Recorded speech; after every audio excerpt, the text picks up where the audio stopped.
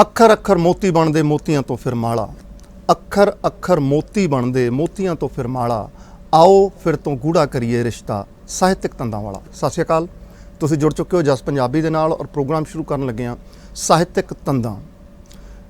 ਮੇਰੇ ਦੋਸਤੋ, ਤੁਹਾਨੂੰ ਪਤਾ ਹੈ ਕਿ ਅਸੀਂ ਇਹ ਉਪਰਾਲਾ ਇਸ ਕਰਕੇ ਕੀਤਾ ਕਿ ਲੱਭਿਆ ਨਹੀਂ ਲੱਭਦੇ ਸਾਨੂੰ ਉਹ ਬੰਦੇ ਜਿਹੜੇ ਬੋਲੀ ਭਾਸ਼ਾ ਲਿਪੀ ਪੰਜਾਬੀ ਸੱਭਿਆਚਾਰ ਪੰਜਾਬੀ ਸਾਹਿਤ ਦੀ ਬਾਤ ਪਾ ਰਹੇ ਹੋਣ।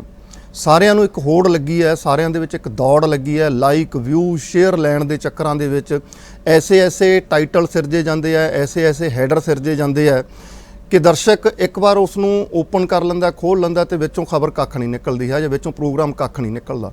ਸੋ ਅਸੀਂ ਜਸ ਪੰਜਾਬੀ ਨੇ ਇੱਕ ਕੋਸ਼ਿਸ਼ ਕੀਤੀ, ਉਪਰਾਲਾ ਕੀਤਾ ਕਿ ਜਿਹੜੇ ਲੋਕ ਇਹ ਕਹਿੰਦੇ ਆ ਕਿ ਮੈਂ ਮਾਂ ਬੋਲੀ ਪੰਜਾਬੀ ਦੀ ਸੇਵਾ ਕਰ ਰਿਹਾ, ਨਹੀਂ, ਬਿਲਕੁਲ ਨਹੀਂ। ਬੋਲੀ ਤੁਹਾਡੀ ਸੇਵਾ ਕਰ ਰਹੀ ਹੈ। ਜੇ ਬੋਲੀ ਨਾ ਹੁੰਦੀ, ਜੇ ਲਿਪੀ ਨਾ ਹੁੰਦੀ, ਜੇ ਭਾਸ਼ਾ ਨਾ ਹੁੰਦੀ ਤਾਂ ਅਸੀਂ ਕੀ ਗਾਉਂਦੇ, ਕੀ ਲਿਖਦੇ, ਕੀ ਬੋਲਦੇ। ਇਹ ਧੰਨ ਕਿ ਇਹ ਬੋਲੀ ਆਈ, ਧੰਨ ਸਾਡੇ ਉਹ ਗੁਰੂ ਸਾਹਿਬਾਨ, ਧੰਨ ਸਾਡੇ ਉਹ ਭਗਤ, ਧੰਨ ਸਾਡੇ ਉਹ ਭੱਟ, ਧੰਨ ਉਹ ਫਕੀਰ, ਉਹ ਦਰਵੇਸ਼ ਲੋਕ ਜਿਨ੍ਹਾਂ ਨੇ ਮੁੱਢ ਤੋਂ ਸਦੀਆਂ ਤੋਂ ਇਸ ਭਾਸ਼ਾ ਨੂੰ ਪੰਜਾਬੀ ਨੂੰ ਜਿਉਂਦਾ ਰੱਖਿਆ, ਇਸ ਨੂੰ ਸਾਹ ਦਿਵਾਉਂਦੇ ਰਹੇ। ਅੱਜ ਤੁਸੀਂ ਸਾਰੀ ਦੁਨੀਆ ਦੇ ਕੋਨੇ-ਕੋਨੇ ਦੇ ਵਿੱਚ ਗਏ ਹੋ, ਤੁਸੀਂ ਰੋਜ਼ੀ ਰੋਟੀ ਲਈ ਆਪਣੇ ਪਰਿਵਾਰ ਛੱਡ ਕੇ ਗਏ, ਆਪਣੀ ਮਿੱਟੀ ਛੱਡ ਕੇ ਗਏ, ਆਪਣੇ ਜਨਮ ਭੂਮੀ ਛੱਡ ਕੇ ਗਏ, ਪਰ ਤੁਸੀਂ ਜਿੱਥੇ ਗਏ ਉੱਥੇ ਜਾ ਕੇ ਪੰਜਾਬ ਵਸਾ ਲਿਆ। ਸਾਨੂੰ ਇਸ ਗੱਲ ਦਾ ਮਾਣ ਹੈ, ਸਾਨੂੰ ਇਸ ਗੱਲ ਦੀ ਖੁਸ਼ੀ ਹੈ ਕਿ ਤੁਸੀਂ ਜਿੱਥੇ ਗਏ ਉੱਥੇ ਪੰਜਾਬ ਵਸਾਇਆ ਤੇ ਨਾਲ ਪੰਜਾਬੀ ਨੂੰ ਵੀ ਵਸਾਇਆ। ਸੋਸ਼ਲ ਮੀਡੀਆ ਦੇ ਉੱਤੇ ਬਹੁਤ ਸਾਰੀਆਂ ਐਸੀਆਂ ਤਸਵੀਰਾਂ, ਐਸੀਆਂ ਵੀਡੀਓਜ਼ ਦੇਖਣ ਨੂੰ ਮਿਲਦੀਆਂ ਕਿ ਬਹੁਤ ਸਾਰੇ ਗੋਰੇ ਤੁਹਾਡੇ ਪ੍ਰਭਾਵ ਦੇ ਵਿੱਚ ਆ ਕੇ, ਤੁਹਾਡੇ ਸੰਗਤ ਦੇ ਵਿੱਚ ਆ ਕੇ ਫਰਾਟੇਦਾਰ ਪੰਜਾਬੀ ਬੋਲਦੇ ਆ, ਬੜੀ ਖੁਸ਼ੀ ਹੁੰਦੀ ਆ। ਪਰ ਸਾਡੇ ਅੰਦਰ ਦੌੜ ਕੀ ਲੱਗੀ ਆ ਕਿ ਸਿੱਖੋ ਪਹਿਲਾਂ ਅੰਗਰੇਜ਼ੀ, ਪੰਜਾਬੀ ਬਾਅਦ ਦੀ ਗੱਲ ਆ। ਸਾਡੇ ਜਵਾਕ ਅੰਗਰੇਜ਼ੀ ਤਾਂ ਜ਼ਰੂਰ ਸਿੱਖ ਜਾਂਦੇ ਆ, ਪਰ ਪੰਜਾਬੀ ਕੰਨੀ ਉਹੀ ਹੋ ਜਾਂਦਾ ਕਿ ਕੋਲੀ 'ਚ ਪਾ ਕੇ ਪੌੜੀਆਂ 'ਤੇ ਬੈਠ ਕੇ ਚੌਲ ਖਾਵਾਂਗੇ। ਇਹ ਸਾਡੀ ਅੱਜ ਦੀ ਪੰਜਾਬੀ ਦਾ ਹਾਲ ਹੋ ਗਿਆ। ਸੋ ਅਸੀਂ ਇਹ ਉਪਰਾਲਾ ਇਸ ਕਰਕੇ ਕੀਤਾ ਕਿ ਜਿਹੜੇ ਸੱਜਣ, ਜਿਹੜੇ ਦੋਸਤ, ਜਿਹੜੇ ਅਦੀਬ ਬੋਲੀ ਲਈ ਕੰਮ ਕਰ ਰਹੇ ਨੇ, ਭਾਸ਼ਾ ਲਈ ਕੰਮ ਕਰ ਰਹੇ ਨੇ, ਲਿਪੀ ਲਈ ਕੰਮ ਕਰ ਰਹੇ ਨੇ, ਸਾਹਿਤ ਲਈ ਕੰਮ ਕਰ ਰਹੇ ਨੇ, ਪੰਜਾਬੀ ਲਈ ਕੰਮ ਕਰ ਰਹੇ ਨੇ, ਉਹਨਾਂ ਨੂੰ ਤੁਹਾਡੇ ਰੂਬਰੂ ਕਰੀਏ ਤਾਂ ਕਿ ਉਹਨਾਂ ਦੇ ਕਾਰਜ ਦੁਨੀਆ ਭਰ ਦੇ ਵਿੱਚ ਬੈਠੇ ਪੰਜਾਬੀਆਂ ਦੇ ਸਾਹਮਣੇ ਆ ਸਕਣ। ਅੱਜ ਮੈਨੂੰ ਬਹੁਤ ਖੁਸ਼ੀ ਆ ਕਿ ਜਿਸ ਕਿੱਤੇ ਨਾਲ, ਜਿਸ ਸ਼ੌਕ ਨਾਲ, ਜਿਸ ਸਿਨਫ ਨਾਲ ਮੈਂ ਜੁੜਿਆ, ਉਸ ਦੇ ਸ਼੍ਰੋਮਣੀ ਪੱਤਰਕਾਰ ਅੱਜ ਮੇਰੀ ਇਸ ਸੰਗਤ ਦੇ ਵਿੱਚ ਬੈਠੇ ਆ, ਮੈਂ ਉਹਨਾਂ ਦੀ ਸੰਗਤ ਦੇ ਵਿੱਚ ਬੈਠਾ। ਆਓ ਪਹਿਲਾਂ ਸਵਾਗਤ ਕਰਦੇ ਹਾਂ, ਜੀਓ ਆਖਦੇ ਹਾਂ ਸਰਦਾਰ ਕਮਲਜੀਤ ਸਿੰਘ ਬਨਵੈਤ ਜੀ ਨੂੰ। ਜੀ ਆਇਆਂ ਸਰ। ਸਤਿ ਸ਼੍ਰੀ ਅਕਾਲ, ਥੈਂਕ ਯੂ ਜੀ, ਬਹੁਤ ਮਿਹਰਬਾਨੀ ਸਰ। ਕਿਵੇਂ, ਸਿਹਤ ਠੀਕ ਹੈ ਜੀ? ਬਿਲਕੁਲ ਪਰਫੈਕਟ, ਥੈਂਕ ਯੂ ਜੀ। ਇੱਕ ਬੇਸਿਕ ਸਵਾਲ ਹੈ ਜੀ, ਮੈਂ ਸਾਰਿਆਂ ਨੂੰ ਪੁੱਛਦਾ ਹੁੰਦਾ, ਪਰ ਮੇਰੇ ਪੁੱਛਣ ਦਾ ਨਜ਼ਰੀਆ ਜਾਂ ਮੇਰੇ ਪੁੱਛਣ ਦਾ ਉਹਦਾ ਕਾਰਨ ਹੋਰ ਹੁੰਦਾ। ਹਰ ਬੰਦਾ ਕਹਿੰਦਾ ਕਿ ਤੁਸੀਂ ਆਪਣੇ ਪਿੰਡ ਦੀ ਸਾਂਝ ਪਾਓ। ਮੈਨੂੰ ਇਹ ਲੱਗਦਾ ਕਿ ਇਸ ਸਵਾਲ ਦੇ ਅੰਦਰ ਬੜਾ ਕੁਝ ਲੁਕਿਆ ਪਿਆ। ਬੰਦਾ ਜੋ ਕੁਝ ਵੀ ਬਣਦਾ ਹੈ, ਅੱਜ ਮੈਂ ਜੋ ਕੁਝ ਵੀ ਹਾਂ, ਉਸ ਦੇ ਪਿੱਛੇ ਮੇਰੀ ਜੰਮਣ ਭੋਏ, ਮੈਨੂੰ ਜੰਮਣ ਵਾਲੇ, ਮੇਰਾ ਪਰਿਵਾਰਕ ਖੇਤਰ, ਉਹ ਸਾਰੀਆਂ ਚੀਜ਼ਾਂ ਦਾ ਪ੍ਰਭਾਵ ਹੈ। ਜੇ ਉਹ ਨਾ ਹੁੰਦੀ, ਜੇ ਉਹ ਬਲੱਡ ਲਾਈਨ ਨਾ ਹੁੰਦੀ, ਜੇ ਉਹ ਮਿੱਟੀ ਨਾ ਹੁੰਦੀ, ਜੇ ਉਹ ਪਿੰਡ ਨਾ ਹੁੰਦਾ, ਜੇ ਉਹ ਲੋਕ ਨਾ ਹੁੰਦੇ, ਜੇ ਉਹ ਮੇਰੇ ਮਾਤਾ ਪਿਤਾ ਨਾ ਹੁੰਦੇ, ਉਹਨਾਂ ਦਾ ਬਲੱਡ ਲਾਈਨ ਨਾ ਹੁੰਦਾ, ਤਾਂ ਸ਼ਾਇਦ ਮੈਂ ਅੱਜ ਇਸ ਕਾਰਜ ਖੇਤਰ ਦੇ ਵਿੱਚ ਜਾਂ ਮੈਂ ਜਿੱਦਾਂ ਦਾ ਵੀ ਮਨੁੱਖ ਚੰਗਾ ਮਾੜਾ ਬਣ ਪਾਇਆ, ਸ਼ਾਇਦ ਮੈਂ ਨਾ ਹੁੰਦਾ। ਤਾਂ ਸਰ, ਮੈਂ ਇਹ ਚਾਹੁੰਦਾ ਕਿ ਇੱਕ ਬੰਦੇ ਦੀ ਨਿਉਂ ਜੜ ਹੁੰਦੀ ਹੈ, ਉਸ ਨਿਉਂ ਜੜ ਦੀ ਸਾਂਝ ਜ਼ਰੂਰ ਦਰਸ਼ਕਾਂ ਨਾਲ ਪਾਓ ਤਾਂ ਕਿ ਮੁੱਢ ਦਾ ਪਤਾ ਲੱਗੇ। ਜੀ, ਮੇਰੇ ਦਾਦਾ ਜੀ ਨਾ ਬੜੇ ਵੱਡੇ ਜ਼ਿਮੀਂਦਾਰ ਸੀ ਜੀ। ਉਹਨਾਂ ਨੇ ਨਾ ਉੱਚੀਆਂ ਟੁੱਠਾਂ ਵਾਲੇ ਬੋਲਦ ਰੱਖੇ ਹੋਏ ਸੀਗੇ, ਜਿਨ੍ਹਾਂ ਦੇ ਉੱਚੀਆਂ ਜੀ, ਮਤਲਬ ਦਰਸ਼ਨੀ ਬੋਲਦ ਹੋਇਆ ਕਰਦੇ ਸੀਗੇ ਜੀ। ਪਰ ਮੇਰੇ ਪਿਤਾ ਜੀ ਨੇ ਖੇਤੀ ਛੱਡਤੀ। ਉਹ ਕਹਿੰਦੇ ਮੈਂ ਖੇਤੀ ਨਹੀਂ ਕਰਨੀ, ਮੈਂ ਆਪਣੇ ਬੱਚੇ ਪੜ੍ਹਾ ਲਿਖਾ ਕੇ ਚੰਗੇ ਅਹੁਦਿਆਂ ਤੇ ਪਹੁੰਚਾਉਣੇ ਆ। ਤੇ ਮੇਰੇ ਜਿਹੜੇ ਮਦਰ ਆ ਜੀ, ਉਹ ਬਿਲਕੁਲ ਆਪਾਂ ਕਹਿ ਲਈਏ ਕਿ ਸਕੂਲ ਨਹੀਂ ਸੀ ਗਏ ਜੀ।